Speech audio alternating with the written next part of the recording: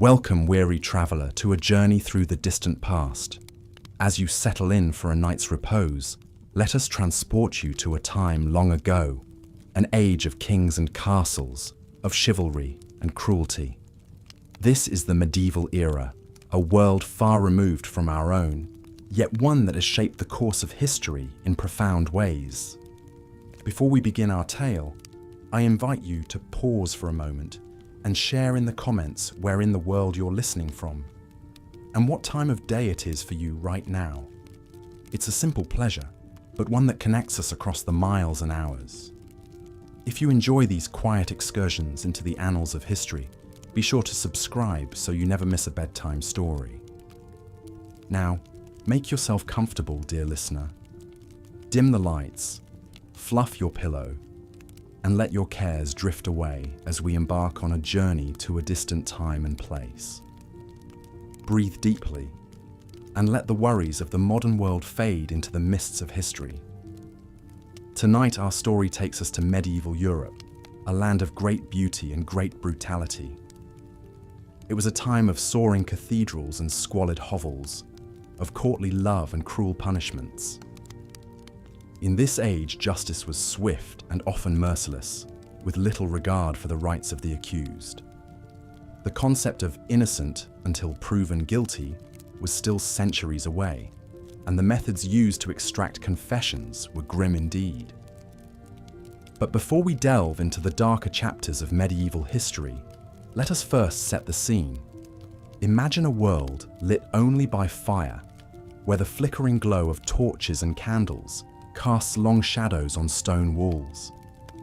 A world where the clang of swords and the thunder of hoofbeats are everyday sounds, where life is cheap and death is always close at hand. In this world, the social order was rigidly defined, with the nobility at the top and the peasantry at the bottom. The church wielded immense power, both spiritual and temporal, and to defy its edicts was to risk not only earthly punishment, but eternal damnation. It was a world of absolutes, where right and wrong were starkly defined, and where the wages of sin were all too often paid in blood. Against this backdrop, the mechanisms of justice took on a particularly brutal cast. Prisons as we know them today did not exist. Instead, the accused were held in dank dungeons, often in chains, until their fate was decided.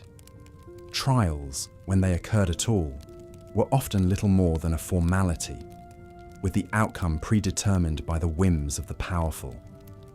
And the punishments. The punishments. They were as varied as they were cruel, ranging from the merely humiliating to the utterly horrific. In the coming hours, we'll explore some of the most notorious methods of medieval discipline, from the stocks and pillory to the rack and the stake. But fear not, gentle listener. Ours is a journey of the mind, not the body. We'll walk through these dark chapters of history together, safe in the knowledge that they are long past. So let your mind drift back through the centuries, to a world very different from our own, a harsher world to be sure, but one that nonetheless shaped the contours of the present day. As we begin our first tale, imagine a bustling market square in a medieval town. The sun is high overhead, glinting off the weathered stones of the buildings that surround the square. Hawkers cry their wares, their voices mingling with the bleating of goats and the clucking of chickens. And there, in the center of the square, stands a grim wooden structure, the pillory. A man is locked into the device, his head and hands protruding through the holes in the rough-hewn boards. His face is beet red with humiliation and anger as a jeering crowd pelts him with rotten vegetables and dung. This is his punishment for petty theft, a few hours of public shame and degradation. The pillory and its cousin, the stocks, were a common sight in medieval towns and villages. They were used to punish a wide range of offences, from stealing and public drunkenness to more serious crimes like blasphemy and sedition. The goal was not only to inflict physical discomfort, but to expose the offender to the scorn and mockery of his neighbours. Imagine the hapless thief in our market square. his pride and dignity stripped away as he endures the taunts and insults of the crowd.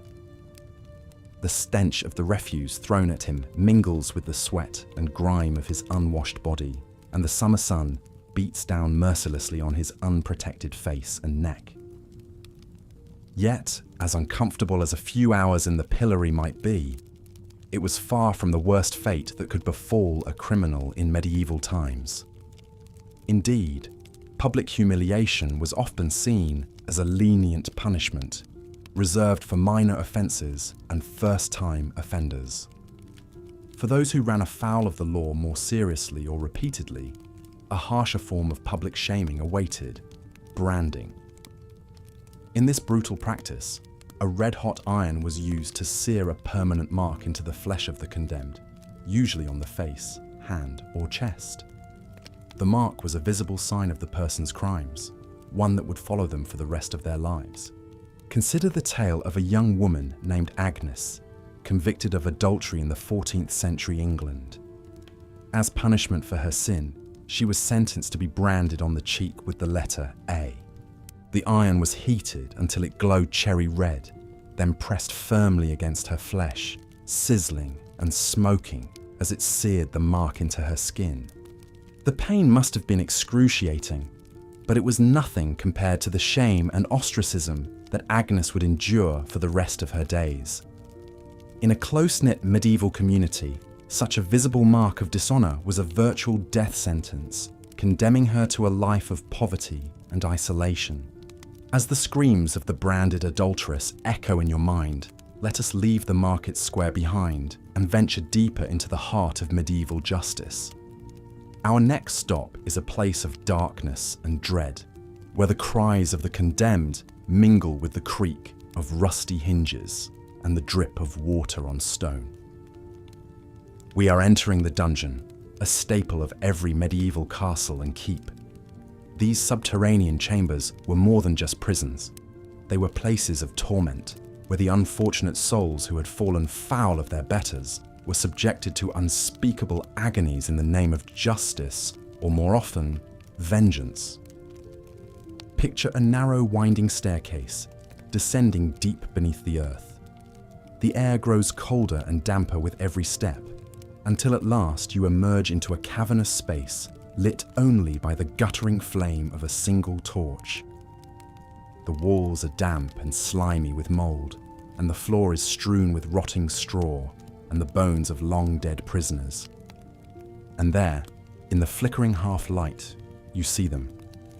The instruments of torture, arrayed like a hellish orchestra waiting to play a symphony of pain. There are racks and wheels, iron maidens and thumbscrews, each designed to inflict the maximum amount of suffering on the fragile human form.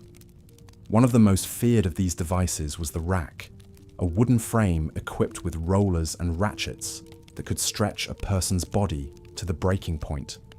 Literally, the victim's wrists and ankles would be fastened to the rollers, and then the torturer would turn the handles, slowly and inexorably, pulling the limbs in opposite directions. Imagine the agony of feeling your joints pop and your muscles scream as your body is stretched beyond its limits. Imagine the sickening sound of tendons snapping and bones cracking under the relentless pressure.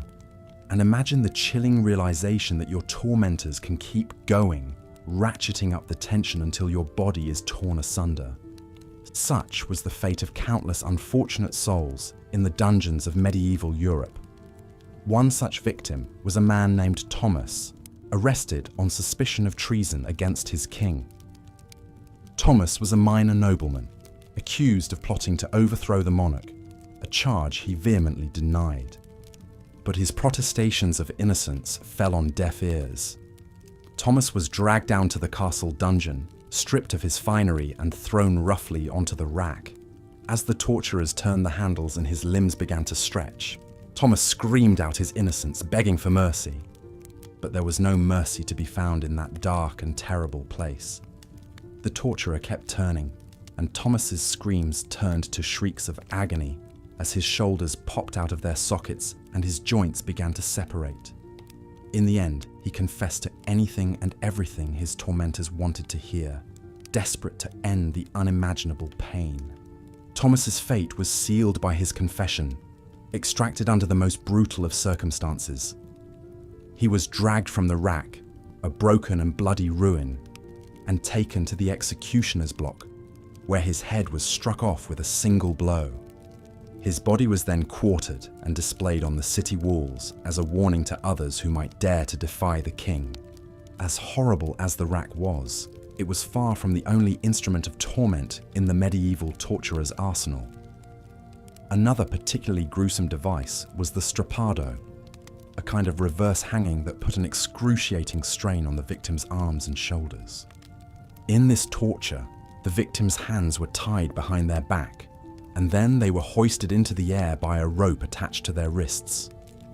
The sudden jerk as they were lifted off the ground was enough to dislocate the shoulders, causing intense pain and making it nearly impossible to breathe. But the strappado was more than just a way to inflict pain. It was also used as a method of interrogation. As the victim dangled in agony, their tormentors would bombard them with questions, demanding confessions or information. The combination of pain and suffocation often proved too much to bear, and many a prisoner broke under the strain, babbling out whatever their interrogators wanted to hear. One particularly chilling account of the strappado comes from the memoirs of a 14th century Italian soldier named Giovanni. Captured by his enemies and accused of spying, Giovanni was subjected to repeated rounds of the strappado, each more agonizing than the last. In his own words, Giovanni describes the sensation of being hoisted into the air, his arms wrenched behind him at an impossible angle. He writes of the searing pain in his shoulders, the feeling of his muscles tearing and his bones grinding against each other. He speaks of the panic that set in as he struggled to breathe, his chest compressed by the weight of his own body. Through it all, Giovanni's captors hurled questions at him, demanding to know the location of his army's camp and the plans of his commanding officers. And though he held out as long as he could, in the end, the pain was too much to bear. With a choking sob, Giovanni betrayed his comrades, telling his tormentors everything they wanted to know. For his treachery, Giovanni was spared the worst of the punishments that awaited captured spies. But the memory of his ordeal in the strappado haunted him for the rest of his days, a reminder of the depths of human cruelty and the fragility of the human will. As the night wears on and your eyelids begin to droop, let us turn from the grim spectre of torture to the final, irrevocable punishment, death. In the medieval world, executions were a common sight, meted out for crimes ranging from theft and heresy to treason and murder. One of the most common methods of execution was also one of the simplest: beheading. Reserved primarily for nobles and those of high rank, beheading was seen as a relatively quick and merciful way to die, especially compared to some of the more gruesome alternatives. But even beheading could be botched, as the tragic tale of Mary, Queen of Scots, attests. Condemned to death for plotting against her cousin, Queen Elizabeth I of England, Mary faced her fate with regal composure, even making a joke as she laid her head on the block. "I have never had such grooms before to make me unready," she quipped, referring to the men who had helped her remove her outer garments. But Mary's composure was shattered when the executioner's first blow missed her neck entirely, striking the back of her head instead. Stunned and bleeding, Mary nevertheless remained conscious as the executioner readied himself for a second blow. This time, the axe found its mark, but only partially, becoming lodged in the Queen's neck. It took a third blow to finally sever Mary's head from her body, ending her life in a grisly and ignominious fashion. For those of lower rank, hanging was the usual method of execution. Crowds would gather to watch as the condemned were led to the gallows, their hands bound and their necks encircled by rough hemp rope. The executioner would place the noose around their neck, positioning the knot just so, and then, with a sharp tug, send them plummeting through the trapdoor to their death. In theory, a properly carried out hanging was supposed to result in a quick death by broken neck. But all too often, things did not go according to plan. Ropes could break, knots could slip, and instead of a swift end, the condemned would be left to strangle slowly, their bodies jerking and twitching in a grotesque dance of death. And then there were the truly horrific methods of execution, reserved for the worst of the worst, the heretics, the traitors, and the depraved. One such punishment was pressing, a slow and agonizing way to die that involved placing heavy stones on the victim's chest until they suffocated or their ribs collapsed. This was the fate of Margaret Clitheroe, a Catholic woman living in Elizabethan England, when practicing Catholicism was forbidden. Margaret was arrested for harbouring Catholic priests in her home, a crime that carried the death penalty. But Margaret refused to plead guilty or not guilty to the charges, knowing that doing so would implicate her children and servants in her crime. Instead, she remained silent, even as the judge ordered her to be pressed to death. The method of Margaret's execution was particularly cruel.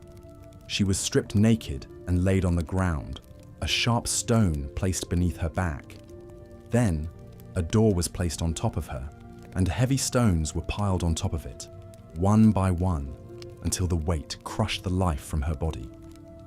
Through it all, Margaret remained silent, even as the stones ground into her flesh and her bones began to crack. Her last words, uttered as the weight of the stones bore down upon her, were a prayer. "Jesus, have mercy on me." Margaret's story is a tragic one, but it is also a testament to the power of faith and the endurance of the human spirit in the face of unimaginable suffering. And as we continue our journey through the dark annals of medieval punishment, we will encounter many more such tales of bravery and resilience in the face of cruelty and despair. But for now, dear listener, let us take a moment to rest and reflect. The hour is late, and the darkness presses in around us, heavy with the weight of centuries past. As you drift off to sleep, let your mind wander back to the grim dungeons and blood-soaked scaffolds of the medieval world, secure in the knowledge that those days are long gone, and that the sun will rise on a brighter, more just tomorrow. And when you wake, remember the tales we have told and the lessons they hold for us still. For though the world has changed much since the days of racks and iron maidens, the human capacity for cruelty and courage remains the same. It is up to us, in our own time, to choose which path we will follow, the path of brutality and fear, or the path of compassion and hope. But for now, dear listener, rest.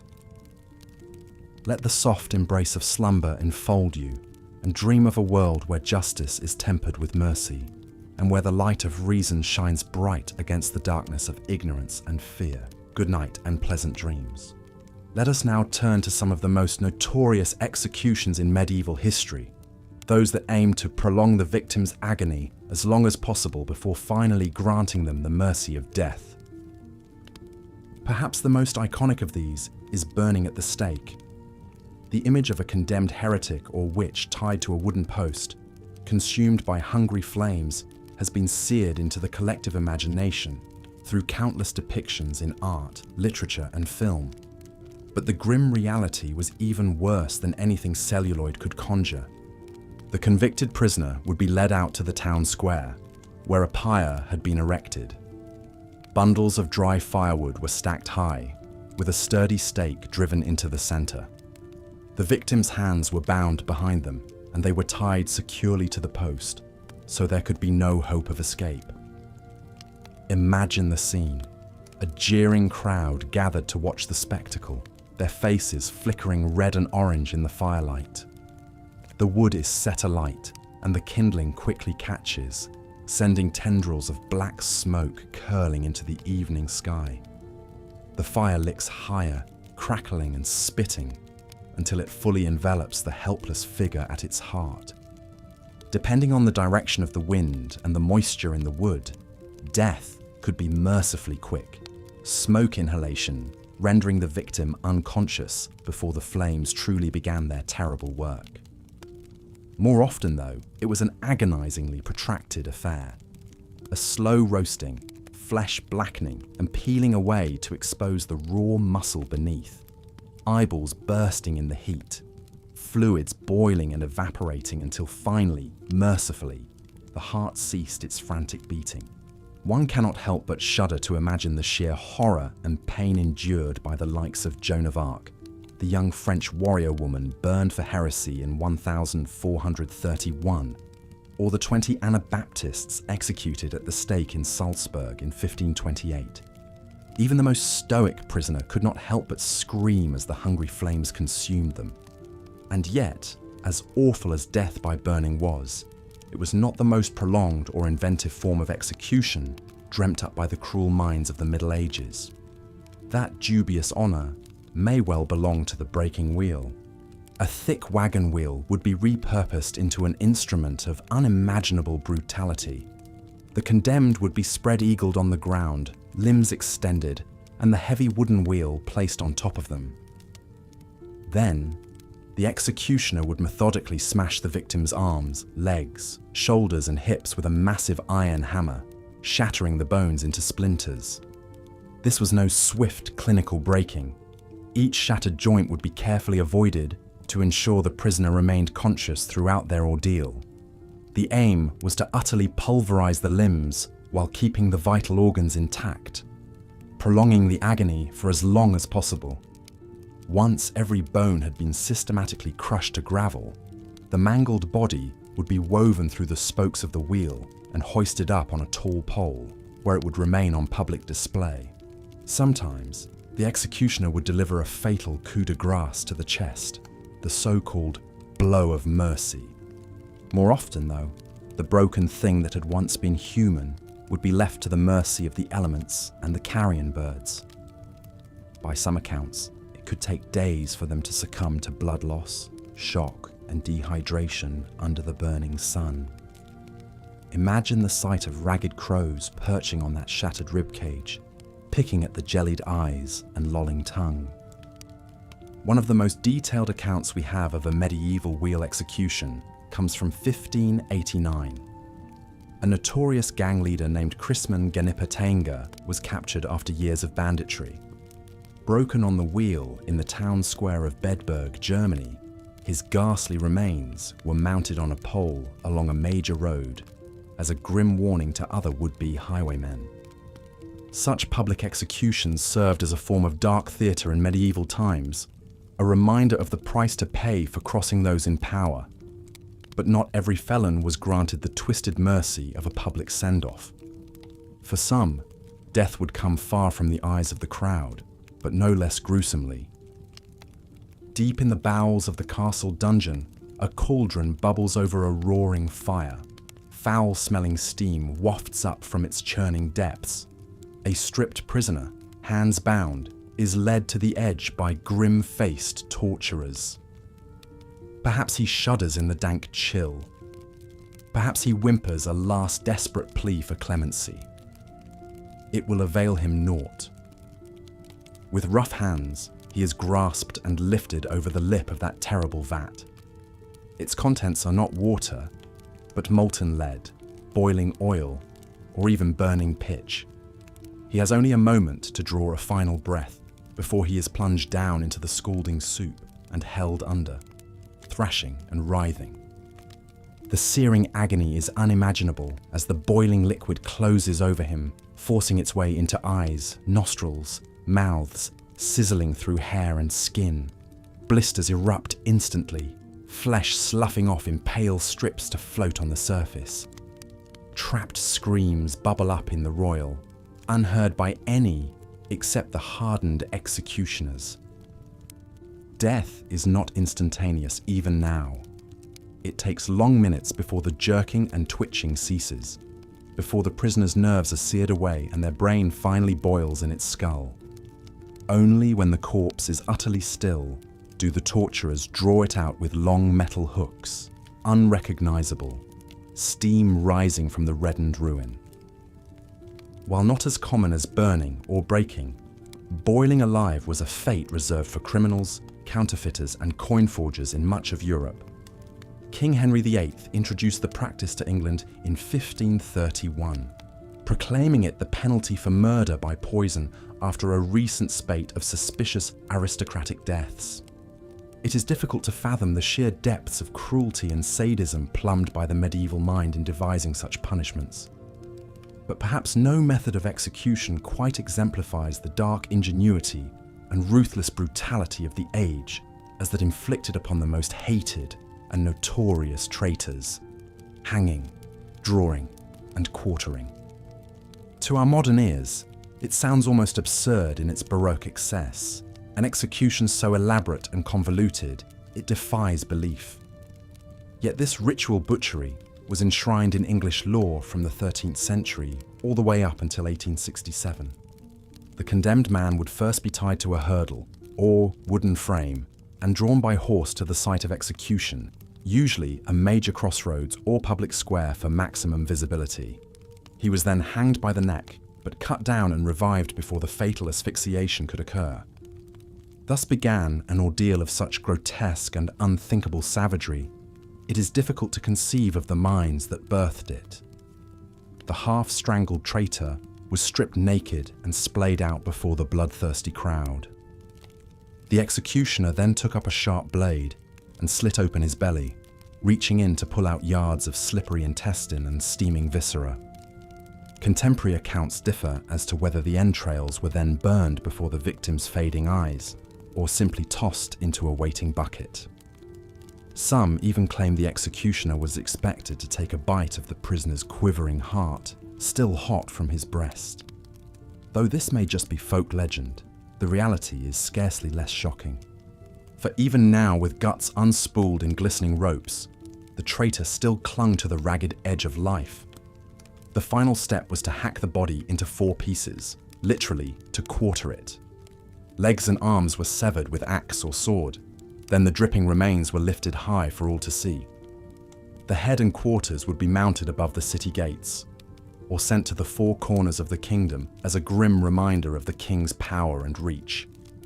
Picked clean by crows and withered by the elements, they might remain on display for months or even years afterwards.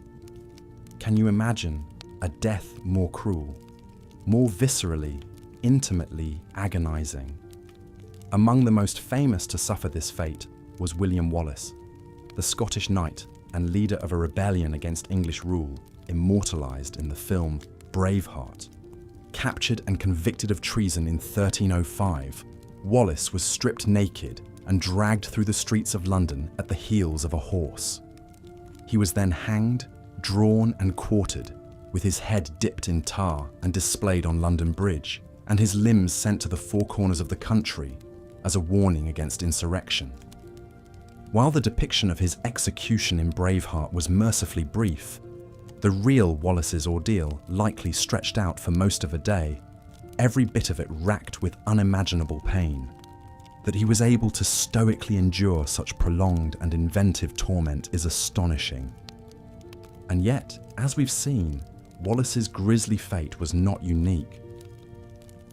Throughout the medieval period, untold numbers suffered similar agonies, whether in town squares at the hand of kings or in lonely dungeons under fell lords. The vicious ingenuity employed in these cruel and unusual punishments is chilling to contemplate. Perhaps it speaks to some dark recess of the human imagination, a morbid fascination with suffering and death that found its ultimate expression in these theatrically ghastly displays of power and brutality. How else to explain such a prodigious investment of effort and creativity in devising newer and more agonizing ways to bid farewell to life? And yet, from our vantage point across the centuries, there is something almost comically absurd about the medieval approach to execution, as if in their zeal to inflict the ultimate penalty, they lost sight of the essential fact of mortality, that all lives, whether taken swiftly or sadistically, end the same. The headsman's axe and the torturer's pincers alike deliver their victims to the same dark door. No degree of agony can alter that fundamental truth. In a sense, those who died quickly and cleanly under the sword or at the end of a rope were fortunate. Their suffering was brief, their ultimate fate no different than those who perished on the wheel or in the flames. And so we come to the end of our grim accounting of medieval cruelty. These barbaric practices may seem remote to us now, artifacts of a darker age when life was cheaper and power expressed itself through spectacle and savagery. Yet it behooves us to remember that the human capacity for cruelty and violence is far from extinct. The specific techniques may have changed, but the underlying impulses that animated the medieval torturer are still with us, in war zones and interrogation rooms and dark places where the strong prey upon the weak. If there is a lesson to be drawn from these blood-soaked pages of history, perhaps it is this: that we must be ever vigilant against our own worst impulses and work to build a society where such wanton cruelty is consigned to the past. A world where justice is tempered by mercy, and where we need not look over our shoulders in fear of the sword or the stake. It is a noble goal, if perhaps an elusive one. But as we drift off to sleep, let us dream of that better world and resolve to do our small part in making it a reality. Let the grim spectres of the breaking wheel and the boiling cauldron fade into the mists of history, and let us embrace a future where every life is cherished and none need live in fear of such horrors. For even the most hardened medieval executioner was once a child who dreamed of a gentler world. Perhaps, in honouring that innocent yearning, we can finally lay the ghosts of their victims to rest and build a society worthy of their memory. A society where cruelty is the exception, not the rule, and where justice is tempered by wisdom and compassion. It's a beautiful thought to fall asleep to, isn't it? That as we slumber, the world turns slowly towards the light. That with each generation, we move further from the shadow of the dungeon and the pyre, and closer to a world where every life is sacred. So let us bid goodnight to the spectres of history, secure in the knowledge that their suffering was not in vain. That by remembering their fates, we honour their lives and recommit ourselves to building a world where such horrors are but a fading nightmare, banished by the dawning of a brighter day. Sleep well, dear listener, and dream of a kinder, gentler world to come. As we've seen, the medieval period was an era of harsh justice and brutal punishments. Public humiliation, torture, and gruesome executions were all too common, striking fear into the hearts of would-be criminals and the general populace alike. One notorious method of execution that combined slow, agonizing death with public spectacle was being hanged, drawn, and quartered. This punishment was reserved for the most serious crime, high treason against the king. The appalling process began with the condemned being tied to a wooden hurdle and dragged by a horse to the place of execution, often over rough cobblestones that would leave them bruised and bloodied before they even reached the gallows. Once there, the victim would be hanged by the neck, but cut down while still alive. Then the real brutality began. The executioner would slice open their abdomen and cut out their entrails and genitals, tossing them into a fire. The crowd would watch in morbid fascination as the prisoners' organs burned and they slowly died from shock and blood loss. But it wasn't over yet. Finally, their body would be cut into quarters, chopped apart with an axe. The head and quarters would often be sent to various parts of the country to be displayed as a warning against treason. Few who suffered this atrocious fate are as famous as William Wallace, the Scottish rebel leader portrayed by Mel Gibson in the film Braveheart. Wallace was a thorn in the side of English rule, leading a resistance against their occupation of Scotland in the late 13th century. After waging guerrilla warfare for years, Wallace was finally captured and brought to London to face the wrath of King Edward I. Defiant to the end, Wallace refused to swear fealty to the English king and submit to his authority over Scotland. For this, he was condemned as a traitor to be hanged, drawn, and quartered. In August 1305, Wallace was dragged through the streets of London to the Elms at Smithfield. There, he was hanged but cut down while still breathing. As he lay dazed, his abdomen was sliced open and his entrails pulled out before his eyes. They were burned in a fire as Wallace supposedly uttered his last words: "I could not be a traitor to Edward, for I was never his subject." With his intestines smouldering, Wallace finally expired. His body was then hacked into 4 pieces. His preserved head was impaled on a spike and displayed at London Bridge, while his limbs were sent to Newcastle, Berwick, Stirling, and Perth as a warning to other Scots. It was a horrific end for a man who had fought so fiercely for Scotland's independence. Wallace's gory execution may have made him a martyr, but it succeeded in snuffing out further Scottish rebellion for a time. However, the brutality of his death, even by medieval standards, reveals the true cruelty of the era's justice system. In an age before more humane capital punishment methods like the guillotine, being hanged, drawn, and quartered was perhaps the most agonizing, degrading way to die. As the 14th century dawned, such savagery would gradually decline in favor of swifter executions. Hanging until dead became the default over the prolonged suffering of drawing and quartering.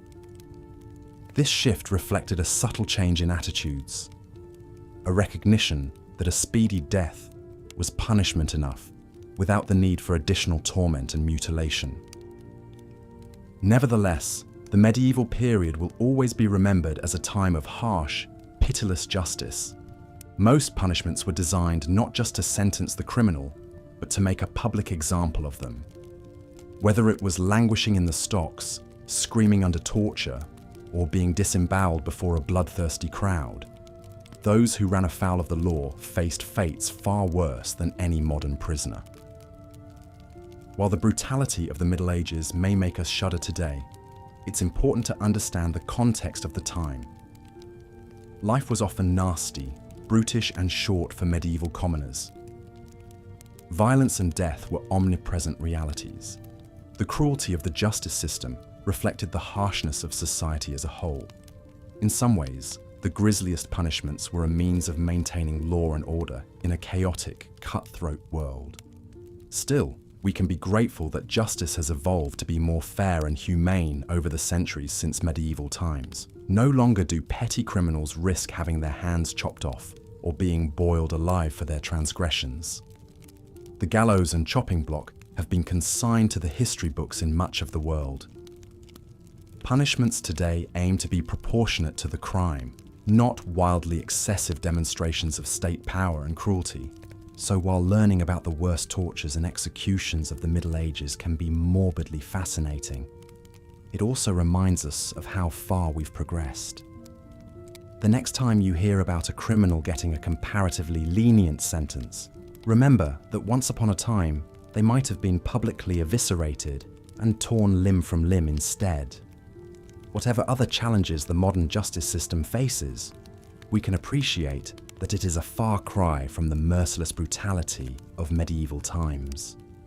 As you drift off to sleep, take comfort in knowing that you live in a gentler age, where horrendous fates like being hanged, drawn, and quartered are confined to the history books and to dark bedtime tales like these.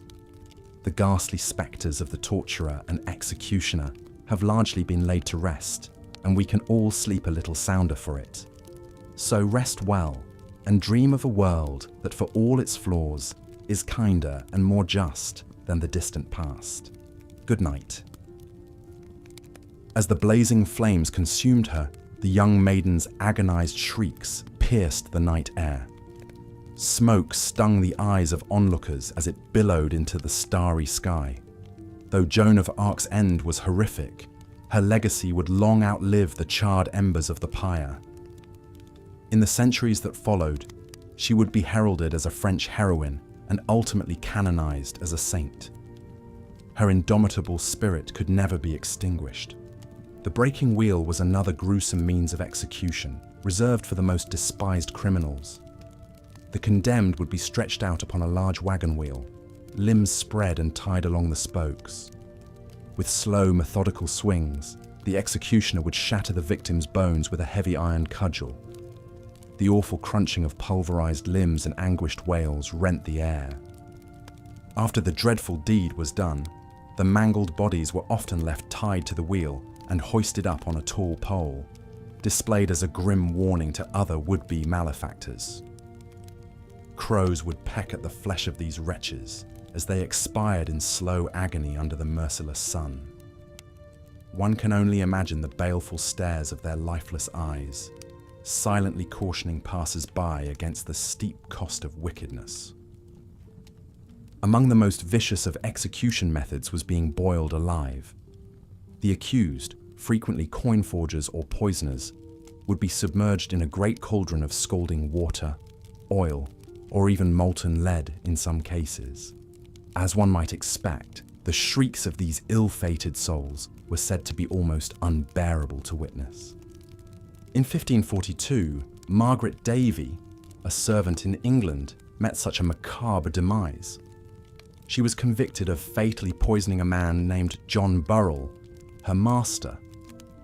For this treacherous act, the sentence was to be boiled to death at Smithfield. As she thrashed and howled in the bubbling vat, the ghastly scene must have seared itself into the memories of all who watched.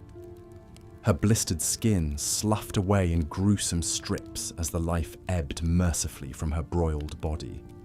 Arguably, the most atrocious and demeaning of all execution methods was hanging, drawing, and quartering. This unholy trinity of capital punishment was reserved for the high crime of treason against the crown. The process was essentially a prolonged ritual of butchery designed to inflict the maximum amount of suffering and shame. The accused traitor would first be hauled to the gallows by a hurdle or wooden panel, often upside down, as jeering crowds pelted them with rotten fruit and manure. A noose would then be tightened around their neck, but not so much as to mercifully break it. They'd be hoisted up to slowly strangle, but cut down before sweet death could claim them. What followed next was a veritable abattoir of horrors. The condemned would be disemboweled alive, their entrails yanked out and tossed into a fire. The executioner would then hack the body into 4 pieces with an axe. Often, the head would be dipped in tar to preserve it, then mounted on a spike as a warning to other potential traitors. The remaining severed quarters of flesh might be sent to the far corners of the kingdom as a grisly display of the sovereign's wrath. Perhaps the most famous recipient of this brutal punishment was Scottish knight William Wallace. Braveheart, as he was known, led a bloody rebellion against English rule in the late 13th century. After his capture, Wallace was condemned to be hanged, drawn, and quartered for high treason against King Edward I. According to contemporary accounts, Wallace was dragged naked by a horse to the Elms at Smithfield. There, he was hanged, but cut loose while still alive. His genitals were cut off and burned before his eyes. His belly was then sliced open and his intestines and heart torn out. As a final indignity, Wallace's decapitated head was set on London Bridge, while his limbs were displayed in Newcastle, Berwick, Stirling, and Perth as a dire warning to other would-be agitators. Though his mortal form was desecrated, William Wallace's fierce Scottish pride has lived on for generations. From flaming pyres to bubbling cauldrons, medieval executions were a theatre of cruelty. These harrowing punishments to our modern sensibilities showcase the savagery of that era's justice system. And yet, for centuries, the meting out of such vicious sentences was a widely accepted facet of civilized society. Rulers used these ghastly public spectacles to assert their power, to deter crime, and to quell dissent among their subjects. We've come a long way since those dark days, when a merciful end was not a right, but an expensive privilege. Today, the notion of death by torture, of having one's limbs pulverized and entrails ripped out before a cheering crowd, seems not just macabre, but unthinkable. How fortunate are we to live in more enlightened times, when human dignity is an inalienable truth and justice, though still imperfect, strives for impartiality and clemency. And yet, as we drift off to sleep, perhaps we might spare a thought for those poor wretches of yesteryear, the broken, the burned, the boiled, and the butchered. Though their suffering was immense, they were no less human than we who slumber peacefully in the here and now. In our dreams, let us grant them the mercy and grace that their own era so cruelly denied them. Let us remember always the hard-won humanity we now cherish, and the barbarism we've blessedly left behind. Good night, dear listener, and may your dreams be gentle and just. For though the arc of history is long, it bends ever towards kindness and light. In that comforting thought, let us find our rest, sleep well, until the morrow comes. As the gruesome spectacle of William Wallace's execution fades into history, we turn now to consider the broader tapestry of medieval justice. These ghastly punishments, as horrific as they seem to modern sensibilities, were all too commonplace in an age when brutality was the norm and human life was often held in little regard.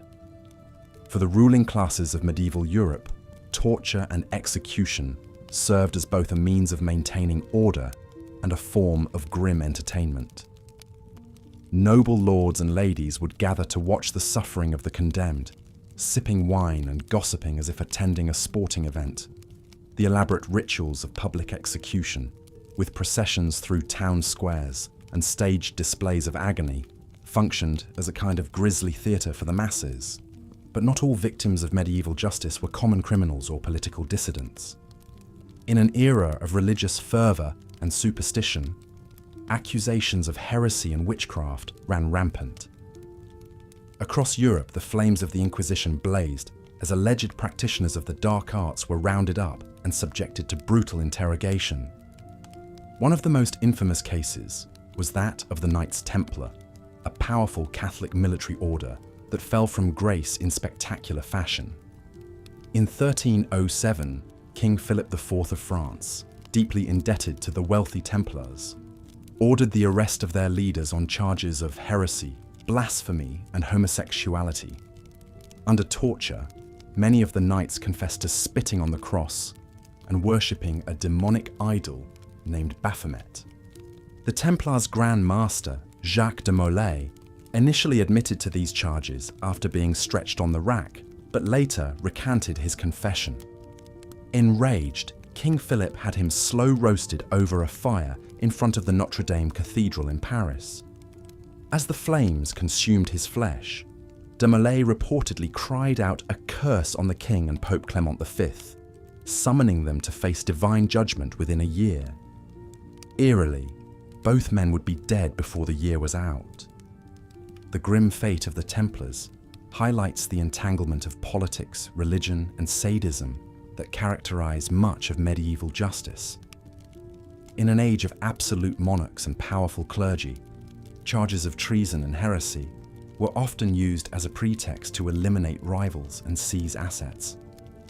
The machinery of torture and execution became a tool for cementing the power of the ruling elites. Yet, even as we recoil at the cruelty of these practices, it's important to recognize the historical context in which they arose. Life in the Middle Ages was often brutish and short, with violence and suffering an inescapable reality for much of the population. In a world beset by war, famine, and plague, the harsh punishments meted out by the authorities may have seemed a necessary bulwark against chaos and anarchy. Moreover, concepts of individual rights and due process were still centuries away from being enshrined in law. The idea that every person accused of a crime deserved a fair trial and freedom from torture would have seemed utterly foreign to the medieval mind. Justice was swift, merciless, and often arbitrary, with the whims of lords and bishops carrying the force of law. As the Middle Ages gave way to the Renaissance and Enlightenment, however, attitudes began to shift. Thinkers like Voltaire and Beccaria argued for a more humane and rational approach to justice, one that respected the inherent dignity of the individual. Slowly but surely, the worst excesses of medieval punishment began to fade into history. Today, we look back on the torture chambers and execution squares of the Middle Ages with a sense of horror and revulsion, and yet, the legacy of those dark times is still with us in many ways. The use of torture as an instrument of state power persisted well into the modern era, from the dungeons of totalitarian regimes to the waterboarding of terror suspects in the 21st century. Even in nominally democratic societies, the machinery of justice can still be wielded as a weapon against the powerless and marginalized.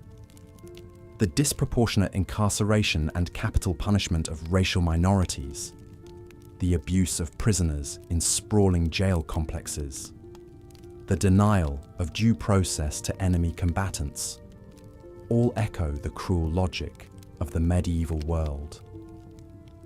As we drift off to sleep, let us reflect on these uncomfortable truths and resolve to build a future animated by mercy, compassion, and human rights. For only by confronting the darkness of our past can we hope to forge a brighter dawn. The noble dream of a society governed by justice rather than brutality is one that still eludes us, but it is a dream worth fighting for, now and in all the ages to come. So let us bid goodnight to the haunted spectres of the Middle Ages, secure in the knowledge that their ghostly chains need not bind us forever. In the soft embrace of slumber, we can imagine a world where cruelty is banished and every human life is cherished as sacred. A world where the only confinement is the cozy confines of our bedchambers, and the only sentence is a long and restful night's repose. Sleep well, dear listener, and dream of better days to come. For though the arc of history is long, it bends ever towards justice, and the dawn will break anew each morning, washing away the blood and tears of yesteryear. In this great turning of the ages, you too have a role to play, if only to bear witness, to remember and to hope. Good night, and may your dreams be gentle. As we've seen, the breaking wheel was a particularly grim and gruesome medieval execution method reserved for the most hated criminals. The condemned would be tied spread-eagled to a large wooden wagon wheel, their limbs stretched out along the spokes. The executioner would then use a heavy iron hammer or bar to methodically smash the victim's bones, starting with the ankles and wrists and working inward. Each sickening crunch of splintering bone would be accompanied by the agonized screams of the condemned echoing through the town square. Shock and blood loss mercifully brought unconsciousness for some, while others endured the excruciating ordeal to the bitter end. With limbs shattered, the broken bodies were woven through the spokes of the wheel and hoisted up on a tall pole, left on grotesque display as a warning to other would-be criminals. One of the most famous cases of this macabre practice was the execution of Peter Stump in 1589. Stump was a German farmer accused of being a serial killer and werewolf who preyed on the villagers of Bedburg. Under torture, he confessed to murdering and cannibalizing 14 children, including his own son, as well as practicing black magic and cavorting with a succubus. His execution was as brutal as his alleged crimes. Flesh was torn from his body with red-hot pincers before he was strapped to a breaking wheel. Stump's limbs were systematically pulverized, but he remained conscious throughout, wailing in agony until an executioner finally beheaded him with a merciful stroke of the axe. His mangled corpse was burned at the stake, along with his daughter and mistress, who were deemed accomplices in his sorcery. While modern scholars question the legitimacy of Stump's confessions and the fairness of his trial, his ghastly fate upon the breaking wheel became an enduring part of werewolf lore and German folklore. His grisly demise stood as a vivid example of the cruel ingenuity of medieval executions. But even the breaking wheel paled in comparison to perhaps the most viscerally horrific execution method of the Middle Ages: boiling alive. The condemned was immersed in a large cauldron of water, oil, tar, or even molten lead, and slowly cooked to death over an open fire. The liquid would gradually scald and blister the skin, sloughing it from the flesh as the victim writhed and shrieked, the gruesome stench of boiling human fat filling the air. As with being burned at the stake, the torturous execution could drag on for an agonizingly long time, depending on the temperature of the liquid and how high above it the victim was suspended. Some perished quickly from shock, while others lingered in unspeakable suffering for up to 2 hours before finally succumbing. In England, boiling to death was a rare but recorded punishment for poisoners and counterfeiters from the 12th through 16th centuries. One of the earliest documented cases was from 1222, when a man was boiled alive for poisoning a well during the reign of King Henry III. A cook, convicted of poisoning the household of the Bishop of Rochester, met the same grisly fate by boiling in 1532. Perhaps the most infamous case was that of Richard Roos, the cook for the household of the Bishop of Rochester. In 1532, Roos was convicted of high treason for attempting to poison the bishop and his guests by adding a white powdery substance to a pot of porridge. Although his motive was unclear and the poison may have been accidental, one of the bishop's servants died and others fell violently ill. By the standards of the time, his crime of treasonous poisoning warranted extraordinary punishment. Rose was sentenced to be boiled to death without benefit of clergy. Chronicles describe how he was stripped naked, suspended by his waist with ropes over a scalding cauldron, and slowly lowered in. His agonized screams filled the air, skin sloughing off in gruesome sheets, until he finally expired in the bubbling stew of his own making. The public spectacle of Rose boiled alive was said to have drawn a large, ghoulishly enthusiastic crowd to Smithfield that day. But it also marked the last time a criminal was boiled to death in England. The cruel practice was abolished by King Henry VIII later that same year in 1532. Stewing in boiling liquid was a longer and arguably even more agonizing way to die than burning at the stake. The victim would linger in searing, blistering torment, skin peeling away, for up to 2 hours before finally succumbing to shock or their organs fatally rupturing. The psychological dread, knowing there was nothing to do but wait in anguish for the end, must have been equally unimaginable. So ended the brief but horrific era of boiling alive in England. While only a few unfortunates met this grisly fate, their suffering was said to be among the worst of the already barbaric standards of medieval execution. The terrifying spectre of the boiling cauldron joined the likes of the breaking wheel and the stake in the annals of history's most dreadful punishments. But perhaps the grimmest and most ignominious execution of all was saved for the worst crime a medieval citizen could commit: high treason against the crown. The disloyalty and betrayal of treason warranted a special kind of comeuppance, a soul-destroyingly brutal and humiliating death known as hanging, drawing, and quartering. The gory practice first arose in the 13th century England as a way to literally and figuratively unmake a traitor. The public spectacle began with the accused being tied to a wooden hurdle and drawn through the streets by a horse to the place of execution, usually a central square. Jeering crowds would throw rotten vegetables and stones at the condemned, adding shame to their torment. Once at the scaffold, the prisoner would be hanged by the neck, but cut down before death, merely to induce strangulation and near unconsciousness. Then the real cruelty began. Executioners would slice open the victim's abdomen and cut out his intestines and genitals, tossing them into a fire. The agony of disemboweling would shock many back to consciousness to witness their own innards burning. Finally, the head was chopped off and the body hacked into 4 pieces, dividing the traitorous person as they had sought to divide the kingdom. The severed head would be dipped in tar, and displayed on London Bridge or another prominent gate, a gruesome reminder of the king's wrath, while the quartered body parts were sent to the far corners of the realm as a similar warning to others. Hundreds of victims of England's medieval political intrigues suffered hanging, drawing, and quartering, though perhaps none as famously as the Scottish knight William Wallace in 1305. Wallace was a leader of the Scottish resistance against English occupation, popularised by the film Braveheart. Captured after a fierce fight, he was condemned to a traitor's execution in London. After being dragged behind horses to the gallows, Wallace was hanged by the neck, but cut down while still alive. Accounts vary on the exact order of mutilations that followed. Some say he was castrated, then disemboweled, then beheaded. Others report his stomach was sliced open first, so he could watch his own entrails burn before his genitals were cut off, and his heart was ripped out.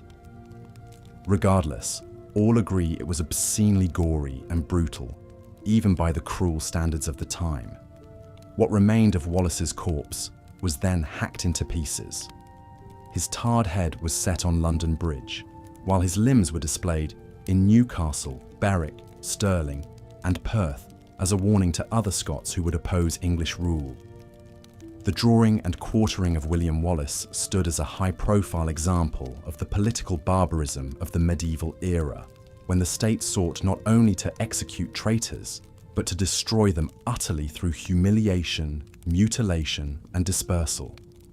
Many others met the same grisly fate over the centuries, though perhaps none as famously. While hanging, drawing, and quartering was nominally abolished in England in 1870, it had largely fallen out of practice long before then, with the last sentence being carried out in 1782. The condemned man was allowed to hang until dead before being posthumously cut down and beheaded, a small mercy.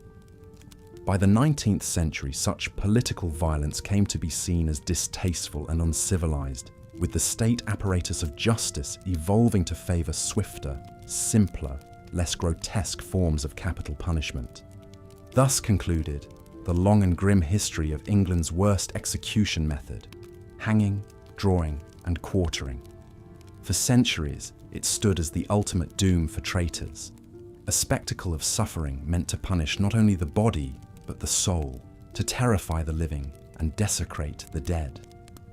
Like the breaking wheel, boiling alive, and other notorious tortures of the medieval era, it has passed into the darker corners of history, an echo of a crueler time when horrific pain and humiliation were the price of betraying one's king.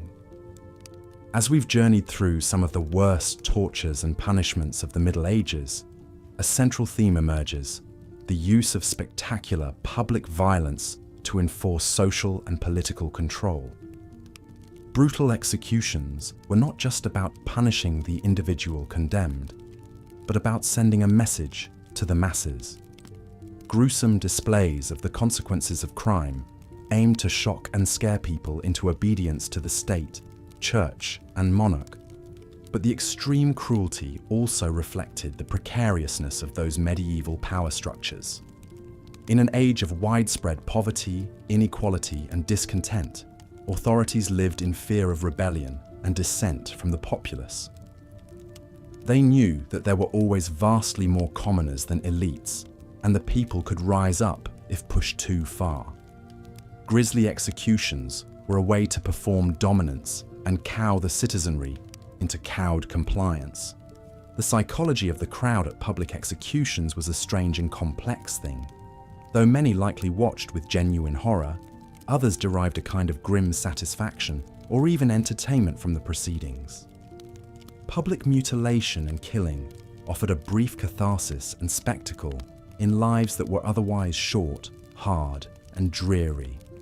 The community came together to collectively purge a transgressor, scapegoat an evil, and vicariously experience some of the primal human fascinations with violence and death.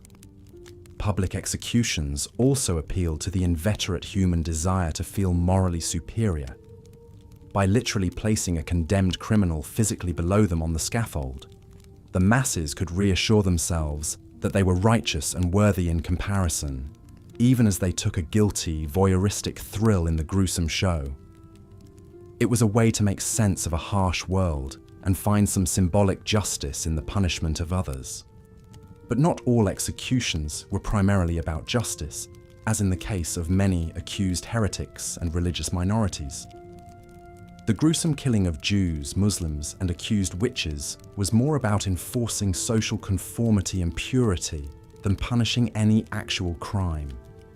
Prejudice and paranoia fueled witch hunts and pogroms, with torture-induced confessions justifying horrific ends. The visceral suffering of burning was a physical manifestation of the eternal hellfire that supposedly awaited the souls of those who strayed from the one true faith. Yet for all their brutality, public punishments could also elicit some sympathy for the condemned. Watching a person endure extreme agony had a way of humanizing even the lowliest criminal. Some particularly prolonged executions, like the botched burning of a penitent woman, or the stoic resignation of a beloved community healer accused of witchcraft, could prompt a disturbing mix of grim satisfaction and uneasy pity in observers. It was this unsettling sense of complicity and shame that gradually eroded public appetite for the worst medieval execution methods. The Enlightenment brought new ideas about the state's right to torture and kill citizens. Reformers argued that if the people were the ultimate source of the government's authority, the justice system should reflect the people's evolving sense of decency and humanity. It came to be seen as hypocritical for the state to punish murder with even grosser, premeditated murder. Ritual mutilation and execution moved behind the walls of prisons, becoming more sanitized and bureaucratized. The public spectacle shifted from the criminal's destroyed body to the solemn dignity of the legal process itself.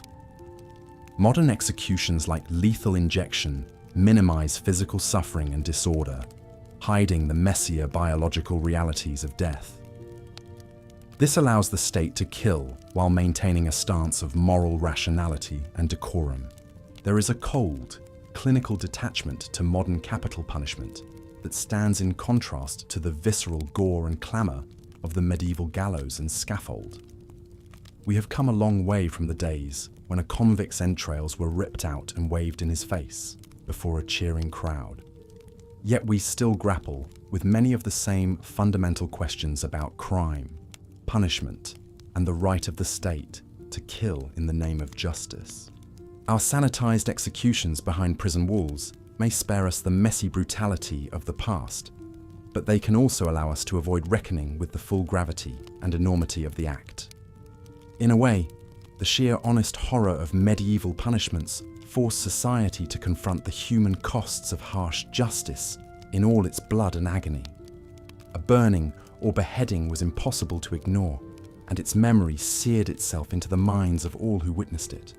So perhaps there is some value and necessity in revisiting these dark chapters of history, not to revel in the gore and suffering, but to remember the human capacity for both cruelty and endurance in the face of it. The tortured bodies and souls of the Middle Ages still have something to teach us about the ongoing quest to balance justice, morality, and power in our imperfect human societies.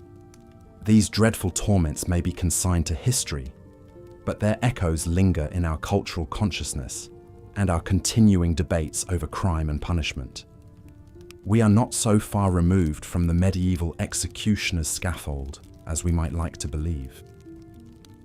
But in remembering the very worst of what we once inflicted on each other, we can renew our resolve to build a future of greater wisdom, mercy, and light. As we've seen, the medieval period was a time of harsh justice and brutal punishments. Even minor crimes could result in severe consequences, and those deemed the worst offenders faced unimaginably cruel fates. Public humiliation, torture, and execution were all too common in an age when life was often nasty, brutish, and short. One of the most influential figures in shaping medieval justice was King Henry II of England. Born in 1133, Henry was a powerful and ambitious monarch who sought to strengthen royal authority and establish a more centralized system of law.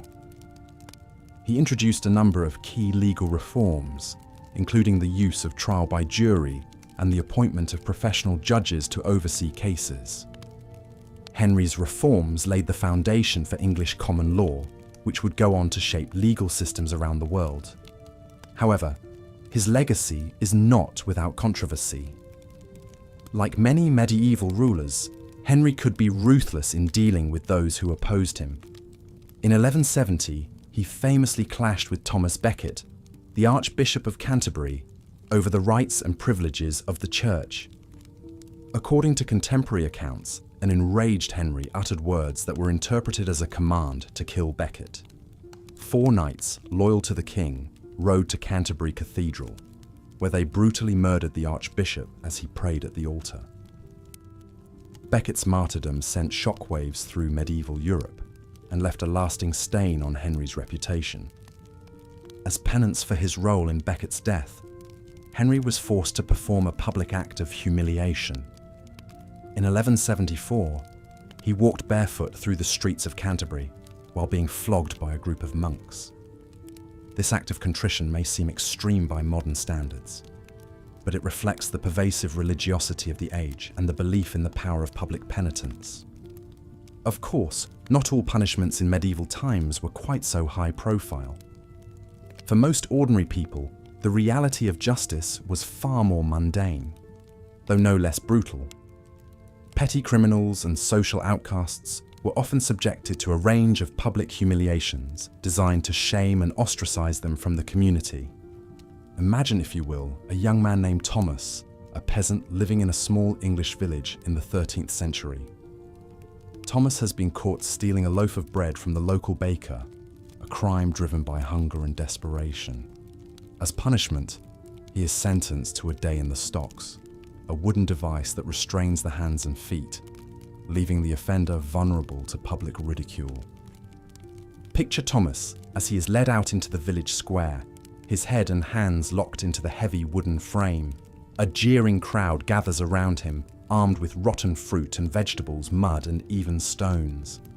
For hours, Thomas endures a barrage of filth and abuse, his face and clothes spattered with the foul-smelling detritus. As the sun begins to set, Thomas is finally released from the stocks, his limbs aching and his spirit broken. He slouches off towards home, the taunts and laughter of the crowd still ringing in his ears. For a simple act of theft, he has been subjected to a brutal and humiliating ordeal, one that will mark him as a social pariah for years to come. Thomas's story is a fictional one, but it reflects the grim realities faced by countless ordinary people in medieval times. For those on the margins of society, even a minor transgression could result in severe and lasting punishment. In a world where starvation and deprivation were commonplace, the theft of a loaf of bread could be seen as a serious crime against the social order. But public humiliation was just one of many cruel punishments inflicted in the name of justice. In the shadowy corners of medieval dungeons and torture chambers, even more horrific fates awaited those accused of more serious offences. How horrific some of those punishments must have been to endure, or even to witness as a spectator in the jeering crowds. We've covered some of the most grisly and cruel fates that could befall the condemned in medieval times, from the agonizing hours of being broken on the wheel, to the terrifying walk to meet the headsman's axe or burning pyre. But as brutal as these high-profile execution methods were, we shouldn't overlook the prolonged suffering inflicted by more minor punishments as well. Devices like the stocks and pillories may not have killed their occupants, but they subjected them to deep shame and disgrace, a punishment that could linger long after the rotten vegetables were washed off. Imagine for a moment the life of a petty thief in a medieval town, caught stealing a loaf of bread to feed his starving family. He's dragged before the local magistrate and sentenced to a day in the stocks. As the rough wooden planks close around his wrists and ankles, he's utterly helpless, unable to hide his face or flee from the angry mob that soon surrounds him. For hours, he endures a hail of insults, rotten food, and even rocks and waste hurled by the pent-up citizens, unleashing their disdain. The putrid stench of spoiled produce mingles with his own sweat, tears, and filth. Though his body may leave the stocks after a day, the shame and humiliation brand him more permanently than even the marks of a hot iron. He'll carry this disgrace like a scarlet letter. And of course, those hot iron brands were all too real for many unfortunates. The story of Hester Prynne and her Scarlet A may be fictional, but the practice of marking adulterers, thieves, and other undesirables with searing metal was very much a fact.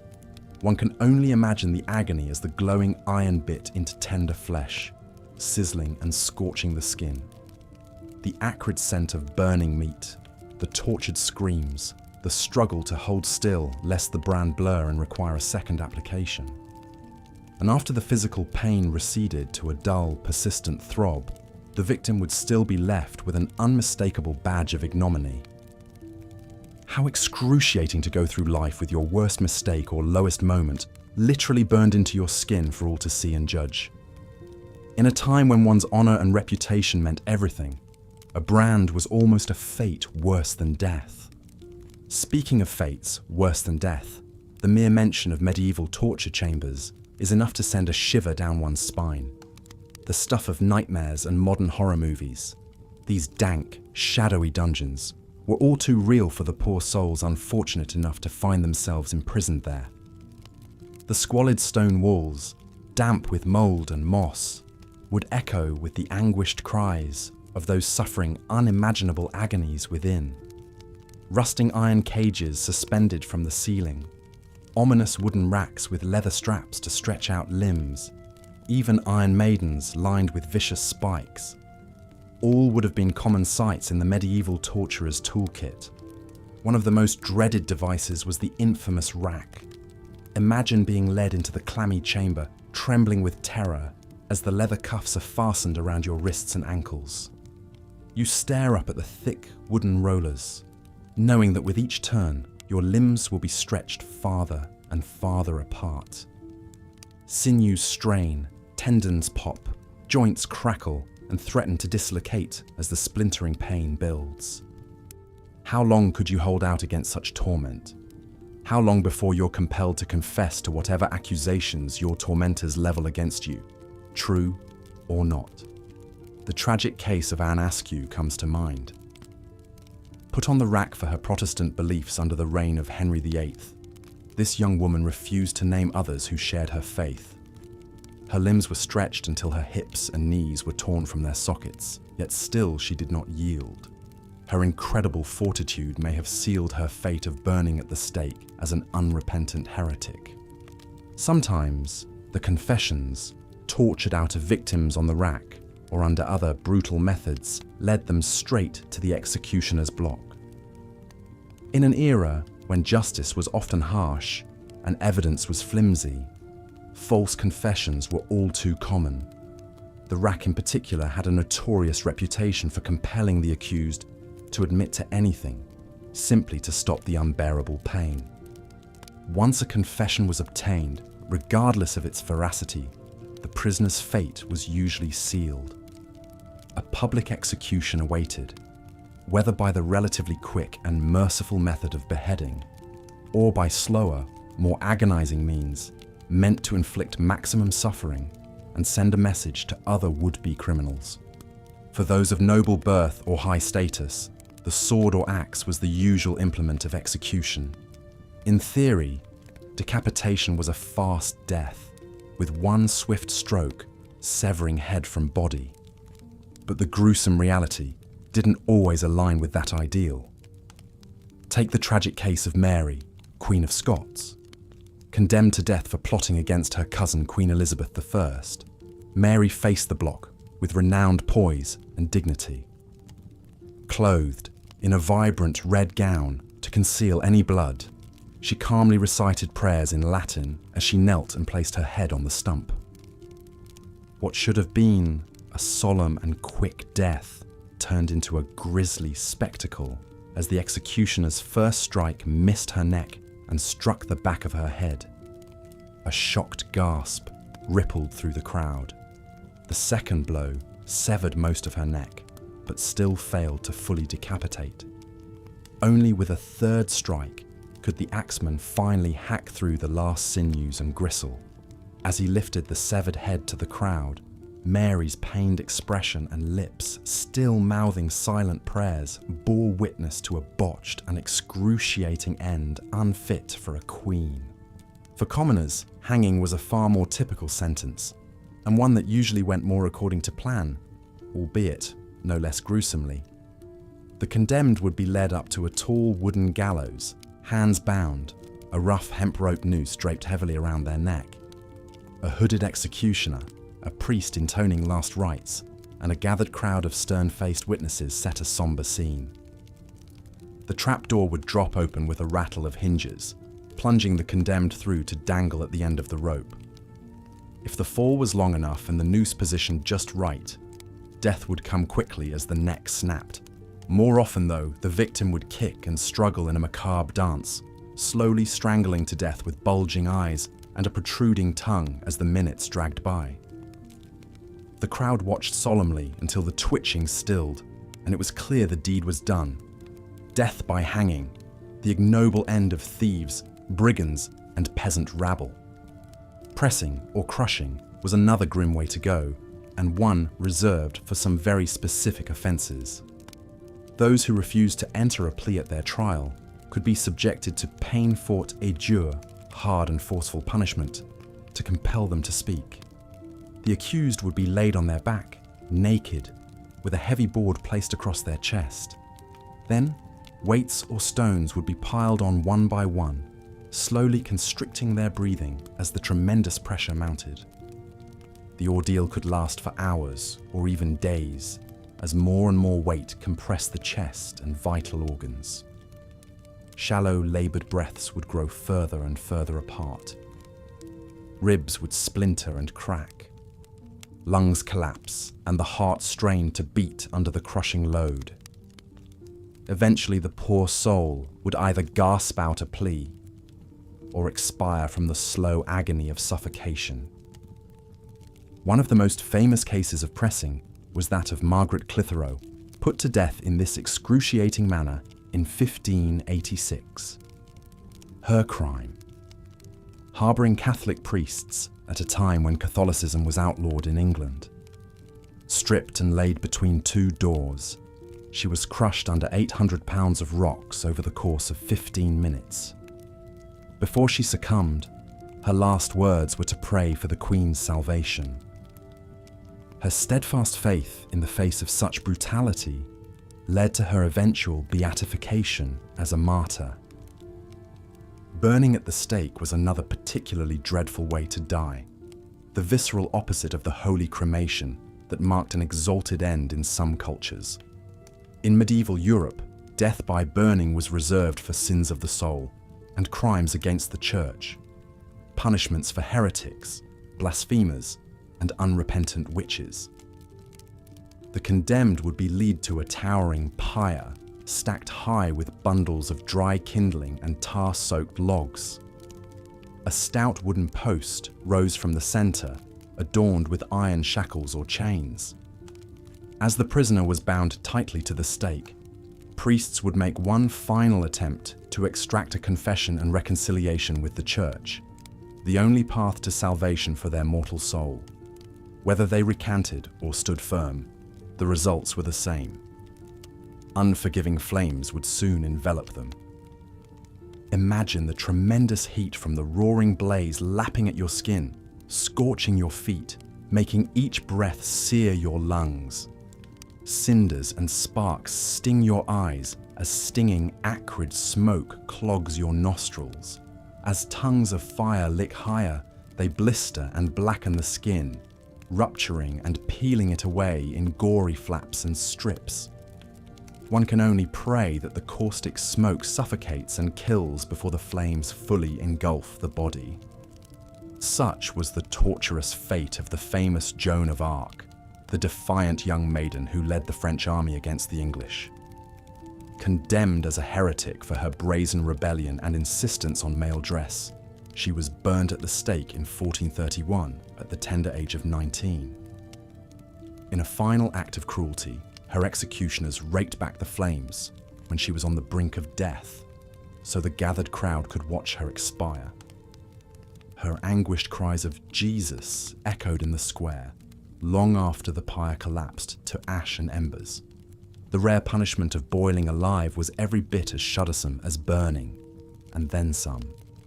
In a few gruesome cases in England, prisoners who committed acts of treason, murder, or even coin counterfeiting could be condemned to death by boiling in water or oil. One of the most notorious instances was that of Richard Roos, the cook of an English bishop convicted of poisoning his master and several other unfortunate diners. His sentence was to be boiled to death at London's notorious execution spot of Smithfield. In 1532, a great cauldron was erected and filled with water. Rose was strung up by his torso and repeatedly dunked in the scalding water. The flesh was literally boiled from his bones over the course of an agonizing hour until he finally succumbed. It's impossible to imagine the excruciating pain of being immersed in blistering hot liquid, skin peeling away, eyes and mouth searing. Each desperate gasp for air would only scald the throat and fill the lungs. Any witnesses surely recoiled from the hideous shrieks and grim stench of cooking flesh, but not before the ghastly sight was seared forever in their memories as a warning against the unimaginable suffering awaiting traitors. Perhaps the most elaborate and grisly form of execution was the notorious practice of being hanged, drawn and quartered. Mercifully rare, this was the ultimate punishment for crimes of high treason against the crown. The condemned man, usually a rebel or conspirator against the king, would first be dragged to the gallows on a slatted wooden hurdle, pulled by a horse. Already brutalized and bloodied by the rough journey, he would then be hanged by the neck, but cut down while still alive. What followed next was a gruesome butchering and dismemberment that shocked even the most hardened executioners and onlookers. As the prisoner lay dazed and struggling on the blood-slick platform, the executioner would take his knife and slice open his abdomen with practiced cuts. Reaching inside the gaping cavity, he would pull out fistfuls of slippery, steaming entrails and toss them into a waiting cauldron. The man's screams of agony rent the air, soon turning to guttural gurgles as he choked on his own blood. But the ordeal was far from over. With the victim in shock and mercifully unconscious, the executioner would hack off his head with an axe and hold it aloft for the cheering crowd. Then, the arms and legs were severed as well, leaving a mutilated and unrecognizable torso behind. In a final desecration, the head and limbs would often be dipped in tar and displayed at the city gates or other public spots as a grim warning to others. The famous Scottish freedom fighter William Wallace allegedly suffered this grisly fate after leading a rebellion against English rule in the 13th century.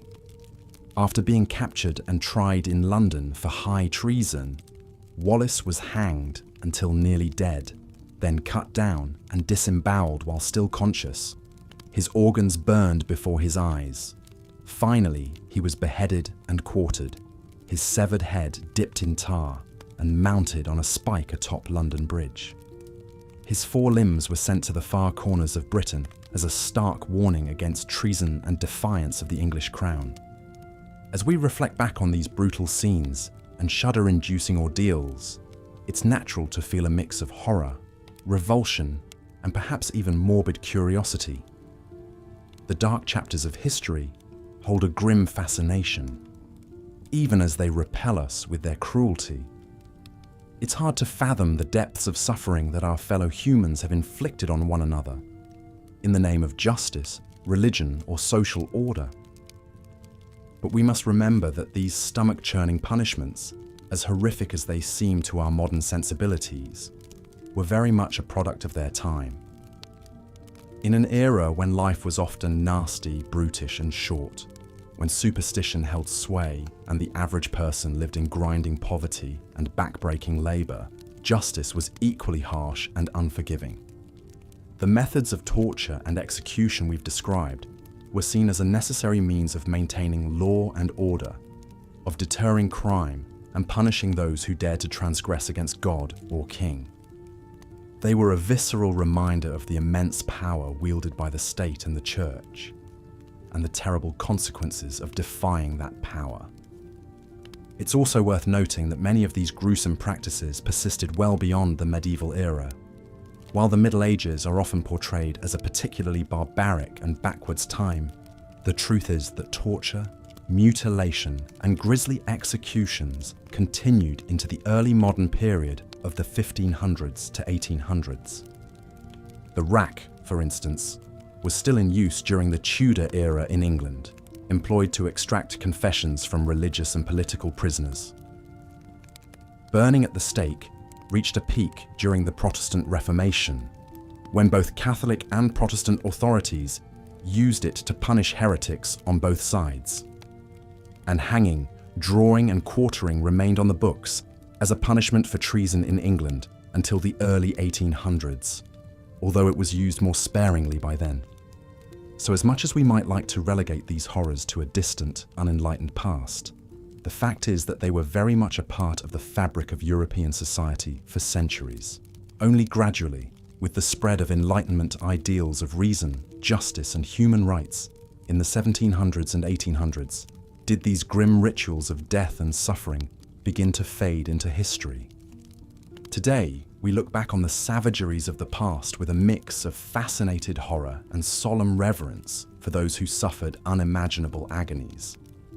We give thanks for the relative peace, prosperity, and rule of law that prevails in much of the modern world, while acknowledging that cruelty and injustice still persist in too many places.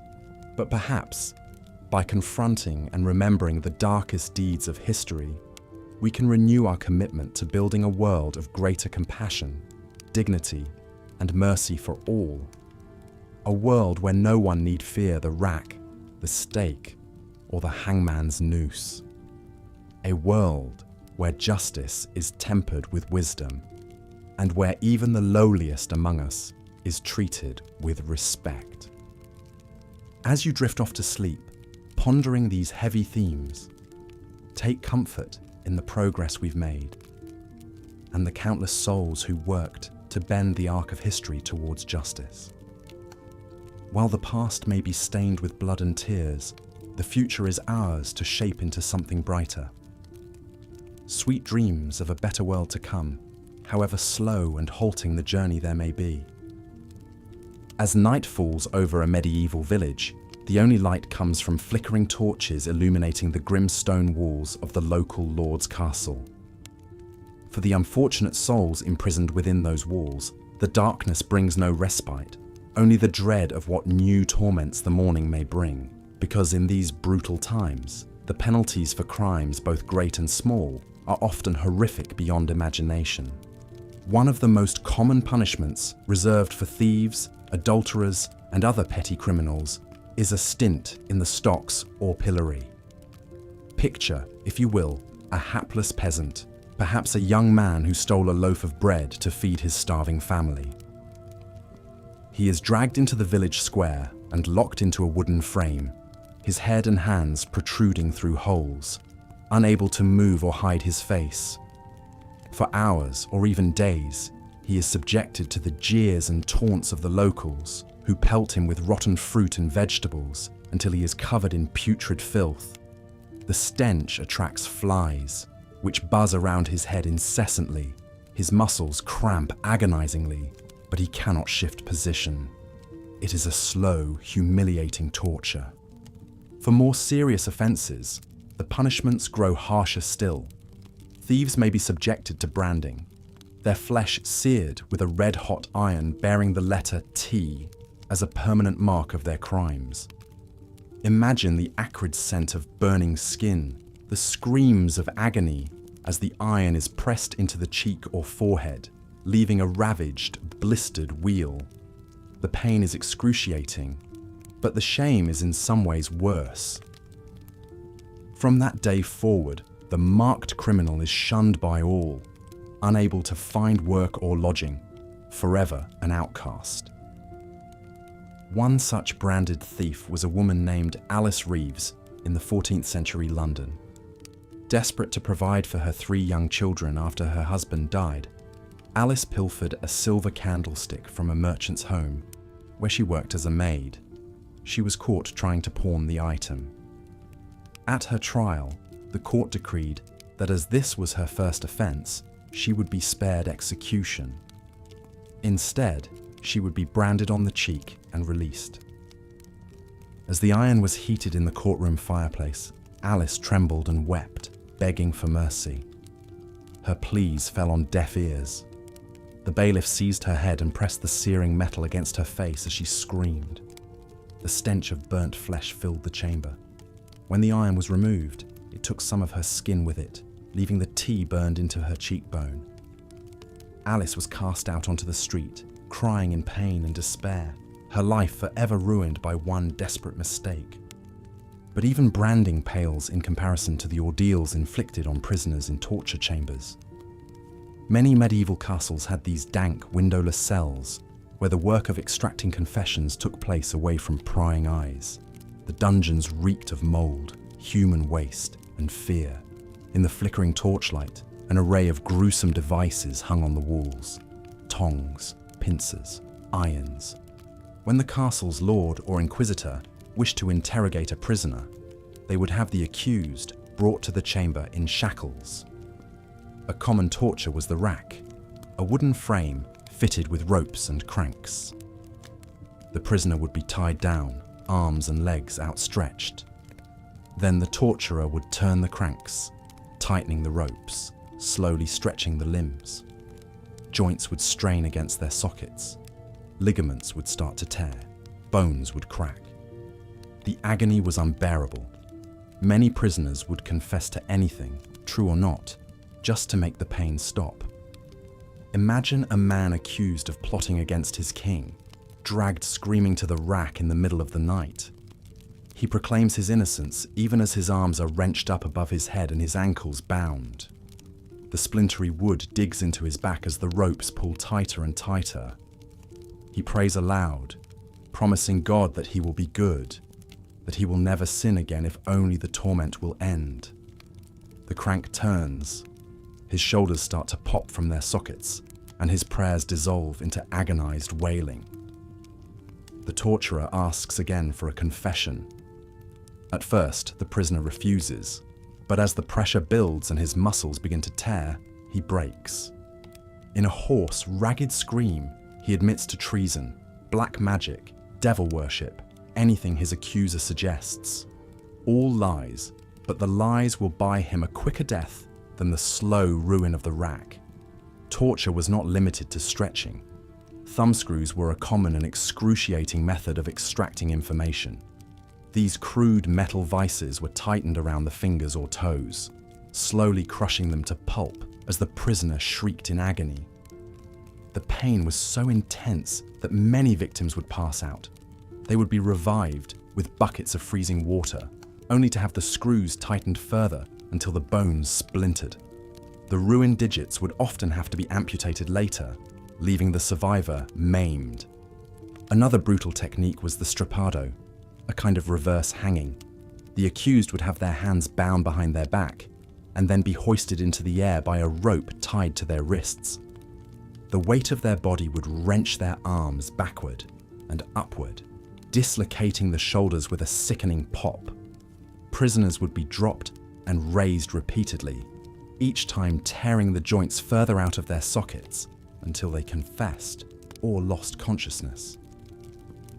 Some accounts describe weights being tied to the victim's feet to increase the strain on the arms.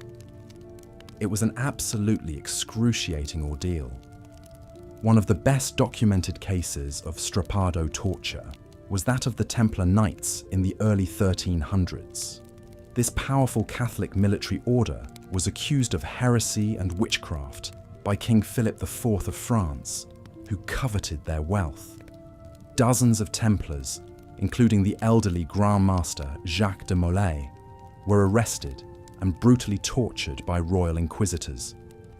Many of the knights were subjected to the strappado over and over, their shoulders wrenched out of place until they signed false confessions. Some had their feet held over flames to increase their agony.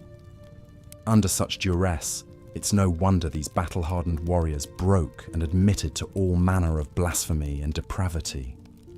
In the end, de Molay and many of his men were burned at the stake based on confessions extracted through torture. It was a grim end to a once noble order.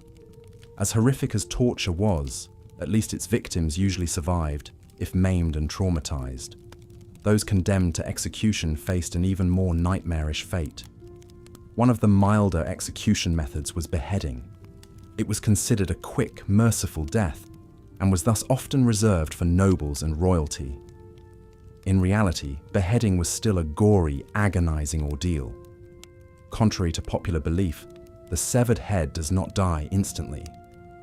Experts believe it may retain consciousness for up to 10 seconds based on studies of other guillotined animals. Most medieval beheadings were performed with an axe or sword, not a single-stroke guillotine. This made the process even more prolonged and painful. It could take multiple blows to fully decapitate the condemned, especially if the executioner was inexperienced, hesitant, or simply inept. One of the most famously botched beheadings was that of Mary, Queen of Scots, in 1587. After a lifetime of controversy, conspiracy, and imprisonment, Mary was condemned to death for plotting to assassinate her cousin, Queen Elizabeth of England. On the fateful morning, Mary mounted the scaffold draped in black, clutching a prayer book. After a final prayer, she gracefully knelt and placed her head on the block, her grey hair tucked into a coif. The axeman took his position and raised his blade, but his first blow missed Mary's slender neck and struck the back of her head, shattering her skull. She let out a groan, her body twitching. It took 2 more hacking blows to finally sever her head, the blood spurting in vivid crimson jets over the wooden platform. As the executioner lifted the detached head by the hair to show the crowd, he famously proclaimed, "God save the Queen," in reference to Elizabeth. But to his horror, he was left grasping only Mary's wig. Her head tumbled to the ground and rolled, coming to rest face up, the lips still moving in silent prayer. It was a gruesome end for the once lovely Scottish Queen. Hanging was an even more common form of capital punishment, especially for commoners. The traditional short drop method did not break the neck. Rather, it strangled the condemned to death slowly, often taking many agonizing minutes of kicking and writhing at rope's end.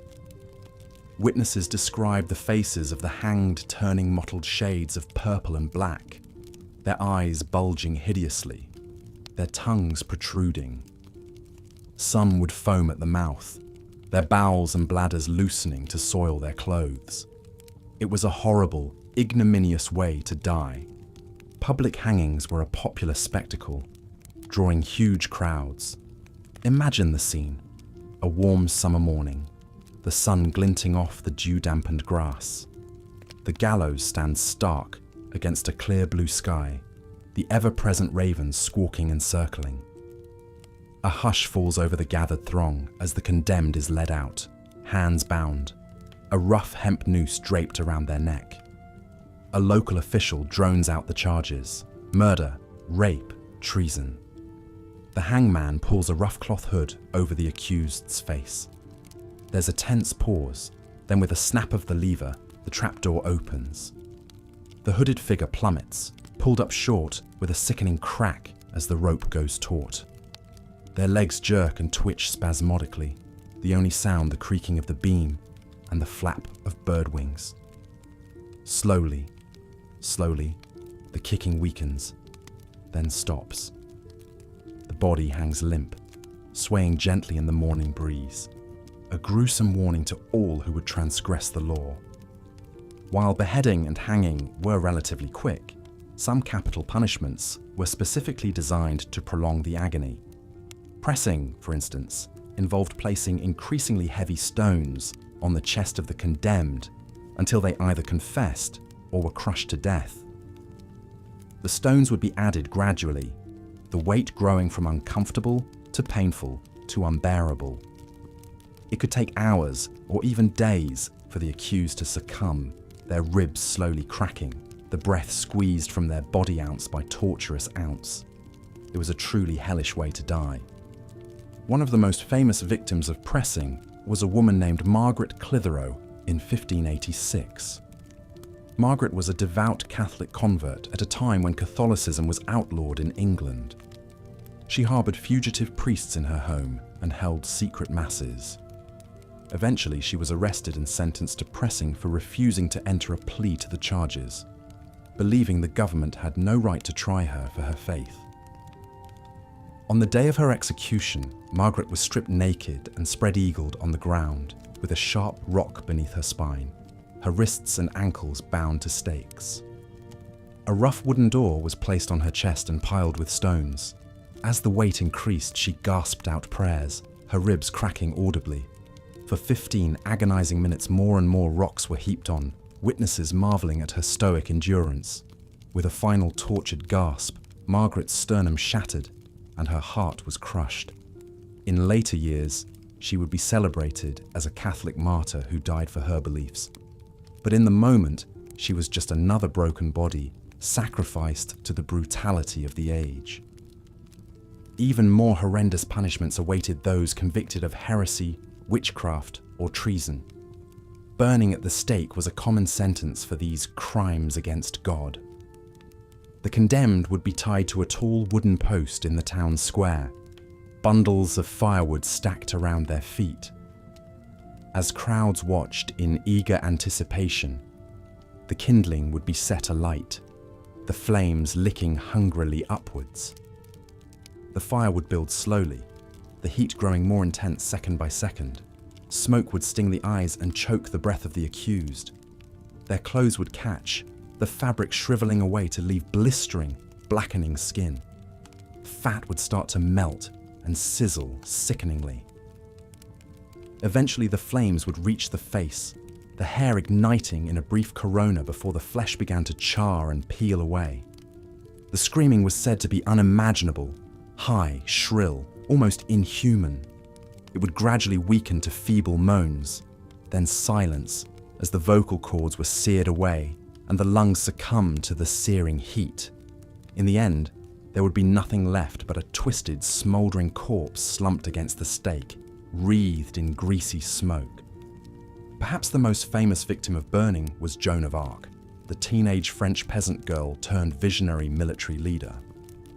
Guided by the voices of saints, Joan led the French army to improbable victories against the English, but her success earned her powerful enemies.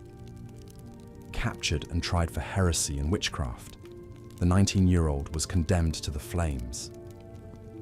On the morning of her execution, Joan was dressed in a long white robe, her head shaved.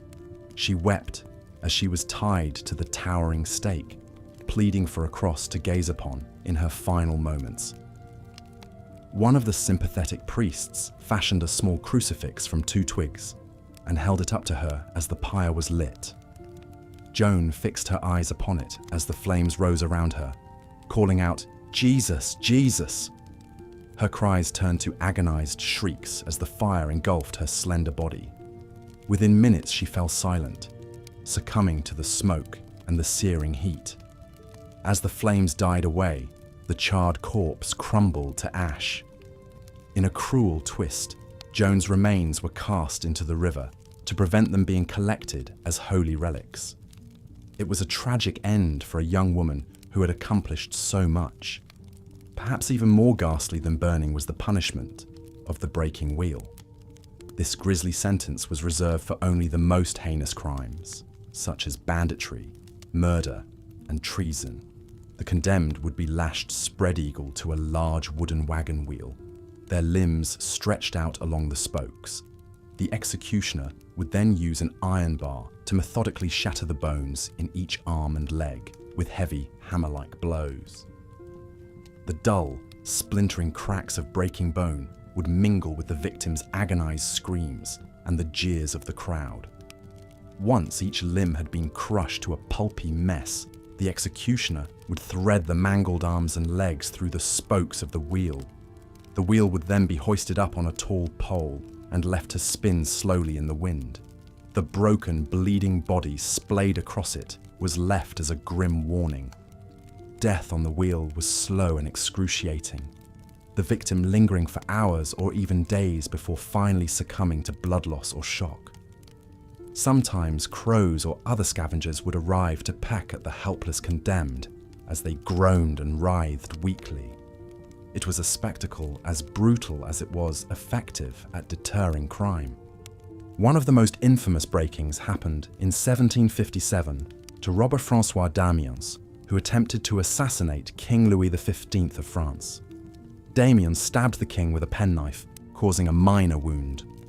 It was a crime of staggering audacity, and one that demanded a horrific retribution. Damiens was condemned to be broken alive, then dismembered by horses, his body burned, and the ashes scattered to the wind. The execution was a public spectacle, attended by thousands. Damiens was fastened to a scaffold with iron shackles as the executioner heated pincers in a brazier. These red-hot tongs were used to methodically tear the skin and flesh from his arms, legs and chest, the wounds quickly cauterized by the searing metal to prolong his suffering. Molten lead and boiling oil were poured into the gaping holes as Damien screamed in unfathomable agony. Next came the breaking. Each limb was inflexibly bound to a stout wooden plank, and with meticulous care, the executioner shattered the bones with an iron bar, turning the limbs to jelly with precise pulverizing blows. The broken, twisted arms and legs were then threaded through a wheel and hoisted up for all to see, a red ruin of flesh, sinew, and splintered bone. Incredibly, Damiens remained conscious and lucid, crying to God for mercy. Finally, in an attempted coup de grace, 4 horses were harnessed to each mutilated limb, whipped to pull in opposite directions to tear Damiens asunder in one swift, brutal motion. But his tendons had been so destroyed by the tongs and the wheel that his limbs would not separate. The horses strained repeatedly against his dead weight as he wailed in boundless torment.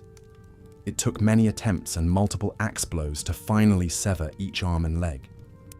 The detached, shredded stumps were tossed into a fire along with Damien's blood-drained torso.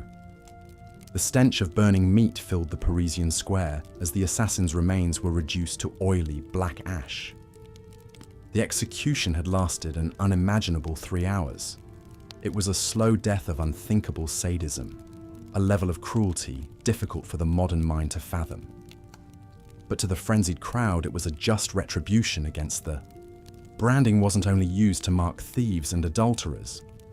It was also a punishment inflicted on other offenders like runaway slaves, deserting soldiers, religious dissenters, and seditious rebels challenging the crown. The mark was meant not just as a penalty, but as a visible, permanent warning to all of society about the consequences of transgression. Imagine a young woman named Alice, a peasant from a small English village in the year 1405. She had the misfortune of getting pregnant out of wedlock, a moral crime in the eyes of the church. As penance for her sin, the local authorities sentenced her to be branded on the face with the letter S for her unchaste sex. Picture Alice being dragged to the center of town, her arms bound tightly behind her back. The villagers gather around to witness her disgrace, their faces a mix of pity, disgust, and morbid fascination. A grim-faced clergyman reads out her crime and sentence, his voice dripping with condemnation. Alice sobs and begs for mercy, but her pleas fall on deaf ears. The blacksmith approaches, clutching a glowing hot iron poker from his forge. The metal tip is shaped into a menacing letter S. He positions it just inches from Alice's tear-stained cheek as she writhes against the rough hands restraining her. With a swift, forceful motion, the blacksmith presses the searing brand into her delicate skin. Alice lets out an ungodly shriek of agony as smoke rises from her branded flesh. The stench of burning skin mingles with the palpable terror and revulsion of the crowd. After several excruciating seconds, the poker is removed, leaving behind a raw, blistered S. It's a mark of damnation that will forever mar not only Alice's face, but her whole existence in this judgmental world. As the years go by, Alice's brand heals into a raised, discolored scar. It's an inescapable reminder of her youthful indiscretion, one that affects every aspect of her hard-scrabble life. Mothers pull their children closer as she passes in the street, warning them not to end up like Scarlet Alice. She is shunned by most everyone in the village. No respectable man will marry her, and even employers hesitate to hire her. Alice covers the shameful mark with her hair and tries to hold her head high. But always, whether alone or in a crowd, she feels the brand searing into her very soul. In a society obsessed with sin and moral purity, a branded woman like Alice was as good as dead. Dead to love, dead to hope, dead to any semblance of a normal life. Such was the power of the brand to punish and ostracize, to condemn a transgressor to a lifetime on the margins. Of course, people of higher rank had ways to escape the brand's stigma. A noblewoman who fornicated might be sent to a convent rather than face public branding. A wealthy merchant could potentially bribe his way out of the sentence or have it commuted to a fine. But for commoners like Alice, the brand was a lifelong cross to bear, a torturous reminder that she failed to meet society's harsh demands. Branding as a punishment dates back to ancient times, but it reached its cruel zenith in medieval Europe. Millions of people over the centuries were disfigured and socially exiled by this brutal practice.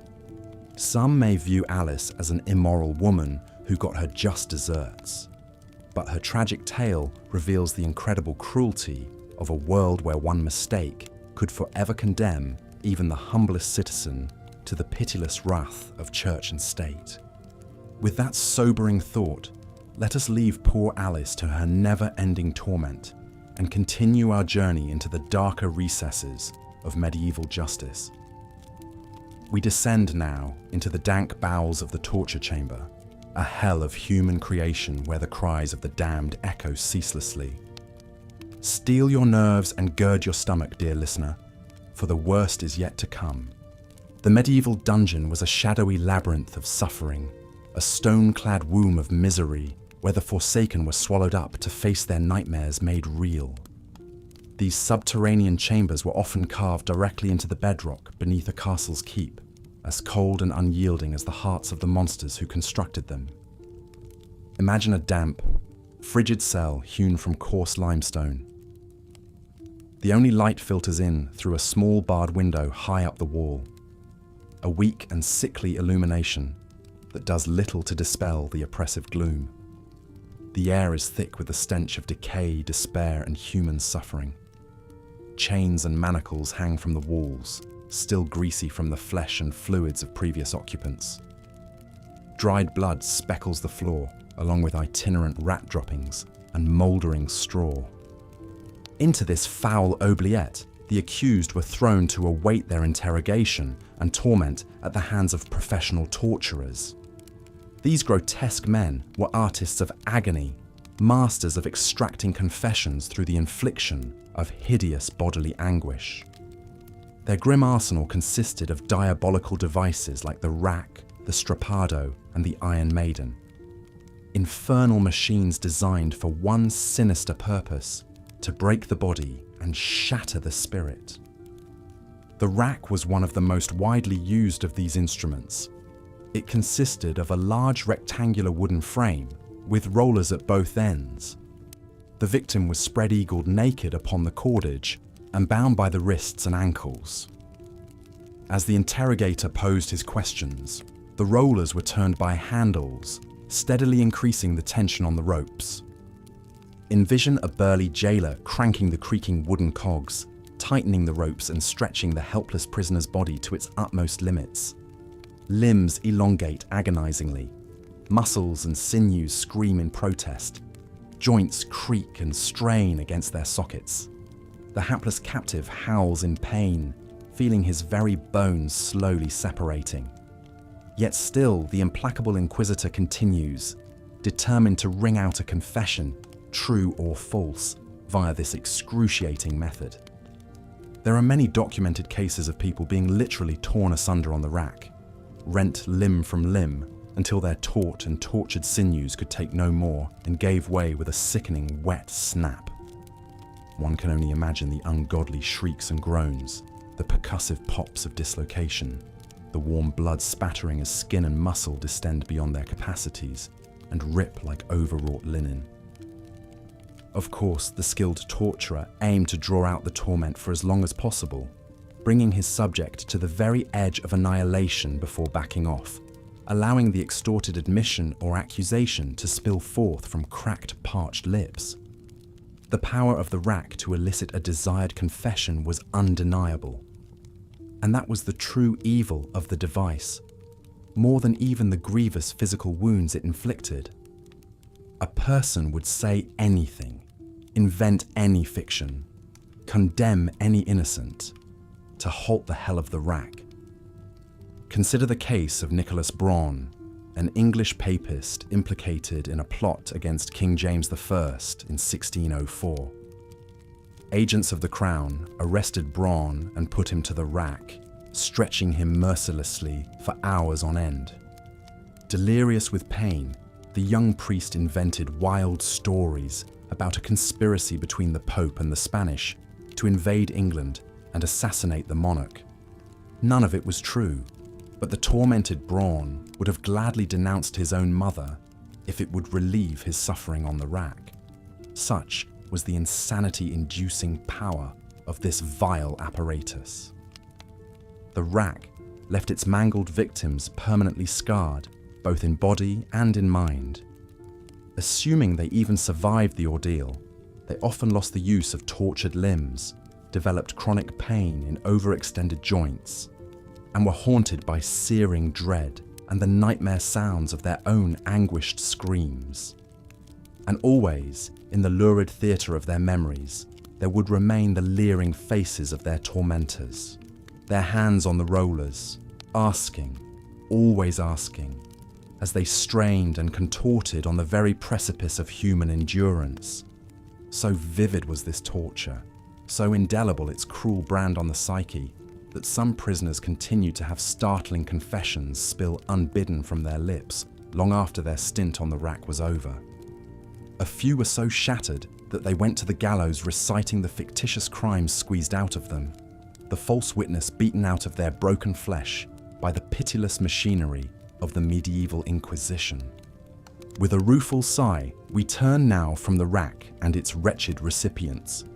But do not unclench yet, gentle listener, for our macabre tour of dungeon depravities has only begun. More monstrous devices await in the gloom, each more fiendishly conceived than the last. So down, down we go, spiraling into a Stygian pit of institutionalized torment, where no glimmer of benevolence or mercy can penetrate. After the Catholic woman Margaret Clitheroe was slowly pressed to death over 15 agonizing minutes for the crime of harboring priests, her broken body was put on grotesque public display. Her fate served as a chilling warning to others who might defy the laws against Catholicism, yet many continue to risk the same terrible punishment to secretly practice their forbidden faith. Such religious persecution was all too common in medieval Europe. Charges of heresy could result in the most dreadful deaths, often by burning at the stake. One of history's most famous victims of this cruel sentence was the French peasant girl turned military leader, Joan of Arc. Joan's early life gave little indication of her extraordinary destiny. Born to humble farmers around the year 1412, she had a fairly typical peasant childhood. But as a deeply pious young girl, Joan began experiencing vivid religious visions that she believed were messages from God. Divine voices guided her to take up arms and help crown a French king to drive out the occupying English forces. Displaying remarkable charisma and conviction, the teenage Joan gained an audience with the French royal court. She won the tentative support of Crown Prince Charles, who desperately needed a morale boost for his beleaguered troops. Outfitted in men's armor and wielding a white banner, Joan led the French to several improbable victories against the English, bringing hope to her war-weary people. But Joan's brilliant military career proved short-lived. In 1430, she was captured by enemy soldiers loyal to England and put on trial for heresy and witchcraft. In a sham inquisition, hostile clerics tried to trap the illiterate farm girl with theological wordplay. Joan's claims of divine guidance were used to condemn her as a blasphemous heretic. Found guilty, the 19-year-old was sentenced to burn at the stake. On the morning of her execution, Joan was tied to a tall pillar in the town square of Rouen, with bundles of wood stacked beneath her feet. As crowds looked on, the pyre was set alight. Witnesses recalled the thick smoke and fierce heat of the rising flames, engulfing the slight figure in white. Joan's anguished cries carried over the crackle of the blaze, until finally, her once lively voice fell silent. The English executioners raked back the coals to reveal the blackened, smoking corpse.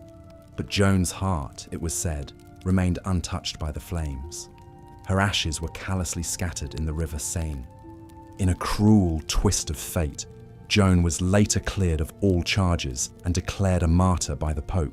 Today, the illiterate peasant girl is venerated as a saint, while her English persecutors are remembered as the true villains. For the crime of unwavering faith, Joan of Arc suffered an excruciating death, her short life extinguished in one of the most terrible execution methods ever conceived. Burning was considered a particularly fitting punishment for heretics, as the purifying power of flames was thought to destroy evil and cleanse the soul. But other horrific forms of execution were also used to make a lasting example out of the condemned. The gruesome spectacle of the breaking wheel was almost unrivaled in its slow cruelty. Typically reserved for the most loathed criminals, breaking on the wheel began with the victim firmly tied to a large cartwheel, limbs splayed between the spokes. With a heavy iron cudgel or the blunt edge of an axe, the executioner would methodically smash the knees, elbows, shoulders, and hips, shattering each joint with hammer-like blows. Some variations started with the legs and worked up, prolonging the agony. Shattered bones ripped through flesh as the wheel slowly revolved, turning the criminal into a mangled wreck. The grisly remains would then be woven through the wheel spokes and hoisted on a tall pole, left to die of shock and exposure over hours or days. Crows pecking at their flesh, the broken bodies served as a grim reminder of the price of crossing the law. One of the most infamous victims of the breaking wheel was the highwayman Peter Stump, better known as the werewolf of Bedburg. In the 16th century Germany, Stump spread terror across the countryside, accused not only of murder and robbery, but of black magic, rape, cannibalism, and shapeshifting into a ravenous wolf-like beast. While the more fantastical charges against Stump seemed like fearful peasant superstition, his reputation as a violent bandit was well established. After his capture in 1589, Stump confessed under torture to killing 13 children and 2 pregnant women, ripping the fetuses from their wombs to devour. He expressed no remorse for his depraved crimes.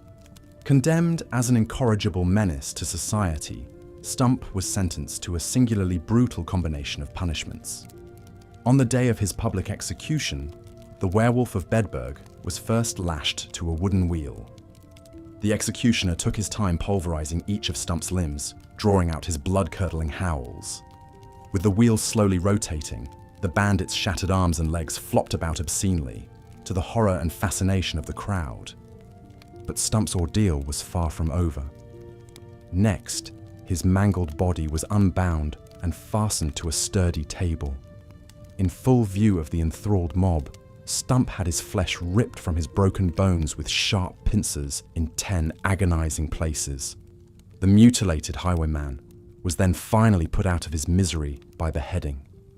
As a final insult, Stump's corpse was burned to ashes, denying him a Christian burial. His torture and execution was remembered for generations as a reminder of the savagery of the law, and the even greater savagery of the criminals who lived outside it.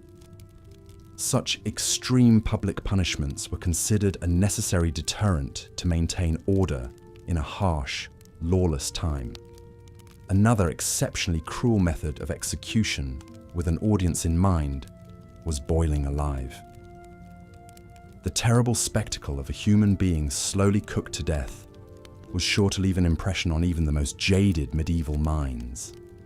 The practice of boiling criminals alive dates back to ancient Babylonia and was used throughout the medieval period for crimes like coin counterfeiting, poisoning, and murder.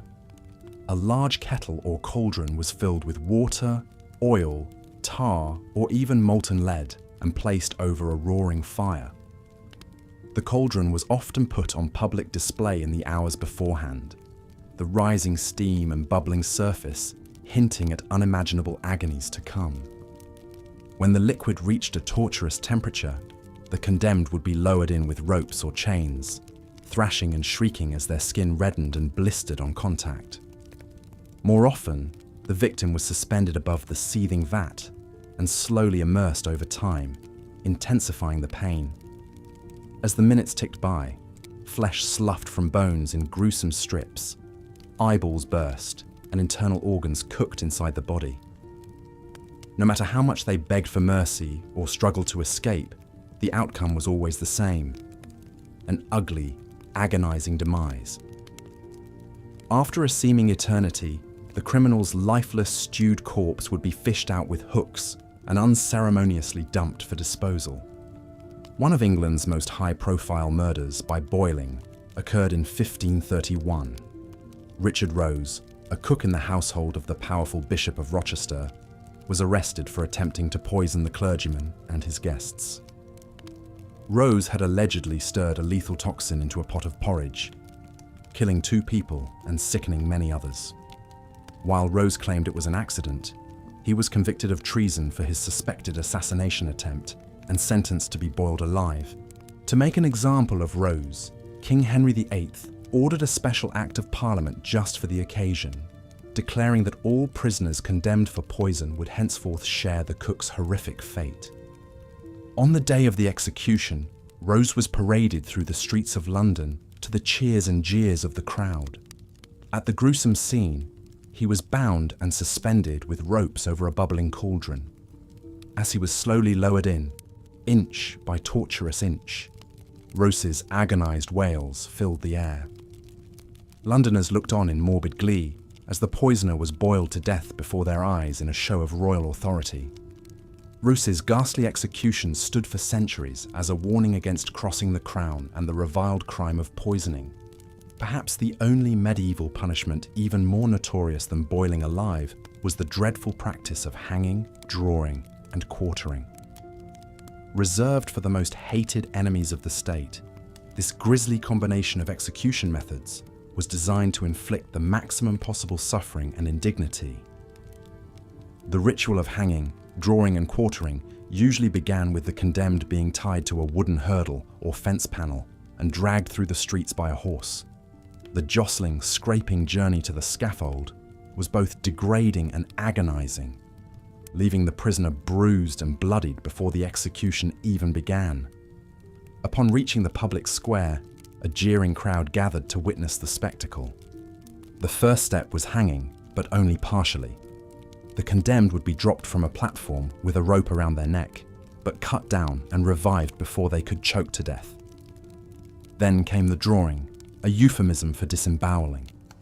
The executioner would take a sharp knife and slice open the prisoner's abdomen, pulling out yards of slippery intestines and organs and tossing them into a waiting bucket or fire. Mercifully, this was often fatal, but not always. If the condemned was still alive, they faced the final horror of quartering. Their body would be hacked into 4 pieces with an axe. The severed head was often put on a spike and the quarters sent to the far corners of the kingdom as a terrifying display of the king's wrath. Sometimes the head was even dipped in tar to preserve it as a long-lasting warning. The quartered pieces might be left for the crows, tossed into a fire, or buried in unconsecrated ground, denying the eternal rest of a proper Christian burial. The grim litany of criminals subjected to hanging, drawing and quartering reads like a who's who of medieval English villains. In 1305, Scottish rebel leader William Wallace was given a traitor's execution for rising up against King Edward I. The fierce warrior suffered the full punishment, hanged by the neck, cut down while still alive, disemboweled, beheaded, and cruelly quartered. In 1606, Guy Fawkes met the same terrible fate for his role in the failed gunpowder plot to assassinate King James I and restore a Catholic monarch. Fawkes was sentenced to the usual traitor's death, but he cheated the executioner by jumping from the scaffold and breaking his own neck. His co-conspirators weren't so lucky, enduring the grisly full quartering as crowds roared in bloodthirsty approval. The last victim to be hanged, drawn and quartered in England was the French spy François-Henri de la Motte, executed in 1781 for treason. His screams haunted witnesses for years after. While the punishment was later officially abolished as a relic of a more brutal age, its gory legacy remains seared into history and popular imagination, a reminder of the cruel extremes of the medieval justice system. Why were the punishments of the Middle Ages so brutal and barbaric by today's standards? In part, it's because people led short, harsh, dangerous lives, intimately acquainted with death and suffering. Executions were public entertainment, a salutary spectacle. There was little sympathy for the cruel fates of criminals and outcasts. But ironically, over-the-top punishments may have encouraged worse behavior in the long run. If all crimes were punished severely, there was little incentive for restraint. It was a vicious cycle of cruelty, begetting more cruelty. Gratefully, our modern justice systems have come a long way from the torture chambers and gallows of old. The medieval thirst for vengeance and retribution has largely given way to principles of fairness, rehabilitation, and humane treatment of prisoners. Most countries have abolished the death penalty entirely. We can look back on the monstrous punishments of the Middle Ages as a grim but fascinating relic of our distant past, a part of our history that we are grateful to leave behind. As the last warble of the songbirds outside heralds the coming of dawn, we can drift off to sleep, our dreams untainted by the nightmarish spectre of medieval cruelty and injustice. As the wretched criminal was led to the gallows, a hush fell over the gathered crowd. They had witnessed hangings before, but each one still carried a weight of grim finality. The condemned man, a thief and a brigand, had little sympathy from the onlookers. They saw his execution as a necessary cleansing, a removal of a rotten element from their society. The executioner, a hooded figure clad in black, stood impassively as the prisoner was brought before him. With practiced motions, he secured the noose around the man's neck, the rough hemp scratching against his skin. The thief's eyes darted wildly, searching for some last-minute reprieve, but none was forthcoming. At a nod from the local magistrate, the executioner pulled the lever. The trapdoor beneath the condemned man's feet swung open with a clatter, and he plunged downward. The rope snapped taut, and a sickening crack echoed across the square as his neck broke. His body twitched and danced, feet kicking at empty air, before finally going limp. Justice, in the eyes of medieval society, had been served. Not all those who met the hangman's noose had their necks broken, however. In many cases, death by hanging was a slow and agonizing ordeal. The condemned would dangle, choking and gasping, as the rope gradually cut off their air supply. This strangulation could take several long, excruciating minutes. It was a fate that befell a great many people during the Middle Ages, from common criminals to political dissidents. The gallows were a constant presence in medieval towns and villages, a grim reminder of the consequences of running afoul of the law. Yet even hanging, for all its brutal efficiency, was far from the worst fate that could befall those convicted of crimes in medieval Europe. For those who had committed particularly heinous acts, or who had aroused the ire of powerful people, even more gruesome punishments awaited. One such punishment was pressing. The condemned would be laid on the ground, and heavy stones or iron weights would be gradually piled upon their chest. The weight would slowly crush the victim, making each breath more difficult than the last, until eventually they suffocated under the immense pressure. This was the fate of Margaret Clitheroe, a woman living in 16th century England. Her crime was harbouring Catholic priests, an act that had been outlawed as the country underwent the tumultuous religious changes of the Protestant Reformation. For her defiance, Margaret was sentenced to pressing. She endured this ordeal with remarkable courage, refusing to plead and thereby denying the authorities a formal trial. As the weights pressed down upon her, she is said to have whispered prayers until her last breath. Her martyrdom made her a symbol of faith and resistance for England's persecuted Catholics. While pressing was a terrible way to die, it paled in comparison to the agony of being burned at the stake. This punishment was often reserved for those convicted of heresy or witchcraft, crimes against the very soul of medieval society. The condemned would be tied to a wooden post surrounded by bundles of firewood. As the flames were lit, they would quickly spread, consuming the dry tinder and licking at the victim's clothes and skin. The heat would become unbearable, the smoke thick and choking. Those burned at the stake would suffer an excruciating death, their screams echoing over the crackle of the flames. It was a slow and terrible way to die, often with crowds of onlookers watching the grisly spectacle. One of the most famous victims of burning was Joan of Arc, the young French peasant girl who claimed divine visions and led her country's armies against the English. Despite her successes on the battlefield, Joan was eventually captured and put on trial for heresy. The trial was a farce, more about politics than justice. Joan's refusal to submit to church authority sealed her fate. She was sentenced to burn. As the flames consumed her, she clutched a crucifix and cried out the name of Jesus. Her ashes were scattered in the Seine to prevent her followers from collecting relics. Joan's story illustrates the capricious and often cynical nature of medieval justice. Those in power could use accusations of crimes like heresy to eliminate threats and consolidate their own positions. The horrific punishments they inflicted were as much about sending a message and enforcing control as they were about dispensing true justice. Perhaps the most infamous of all medieval execution methods was the grisly practice of hanging, drawing, and quartering. This was the ultimate punishment for high treason, a crime against the very foundations of the social order.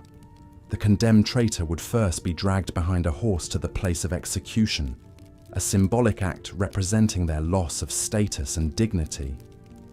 They would then be hanged until nearly dead, their limp body cut down before the life had fully left it. What followed was truly horrific.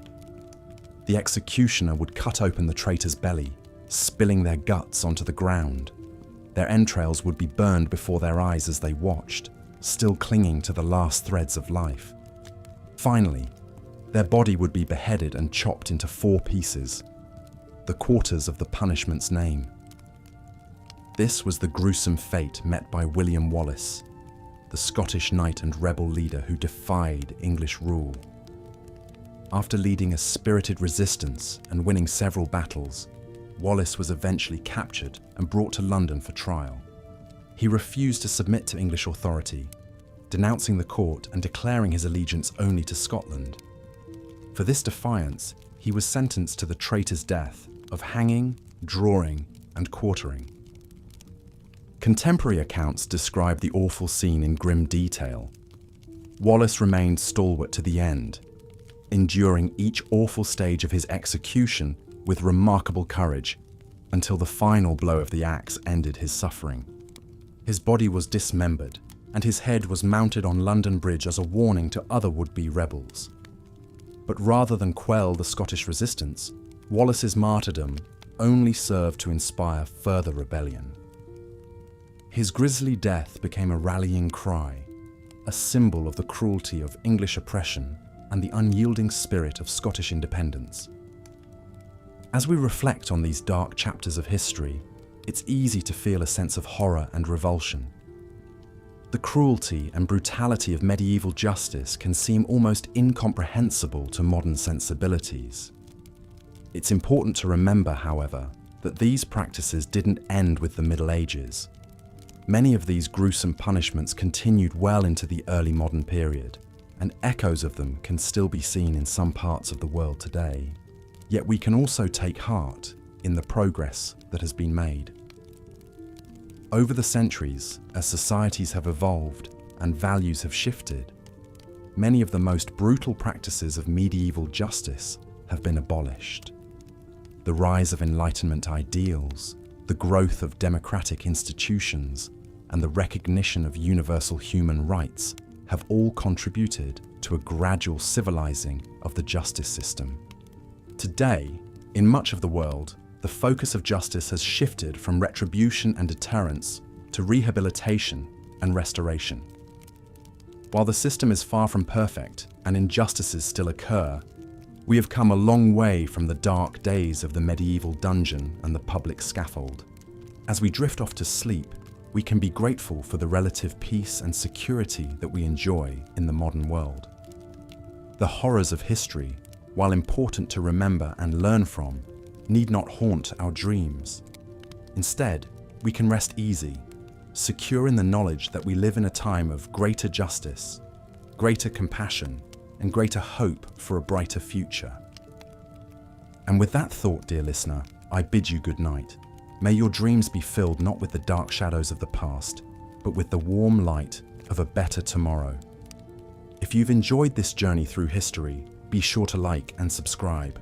There are many more tales to tell, and I look forward to sharing them with you.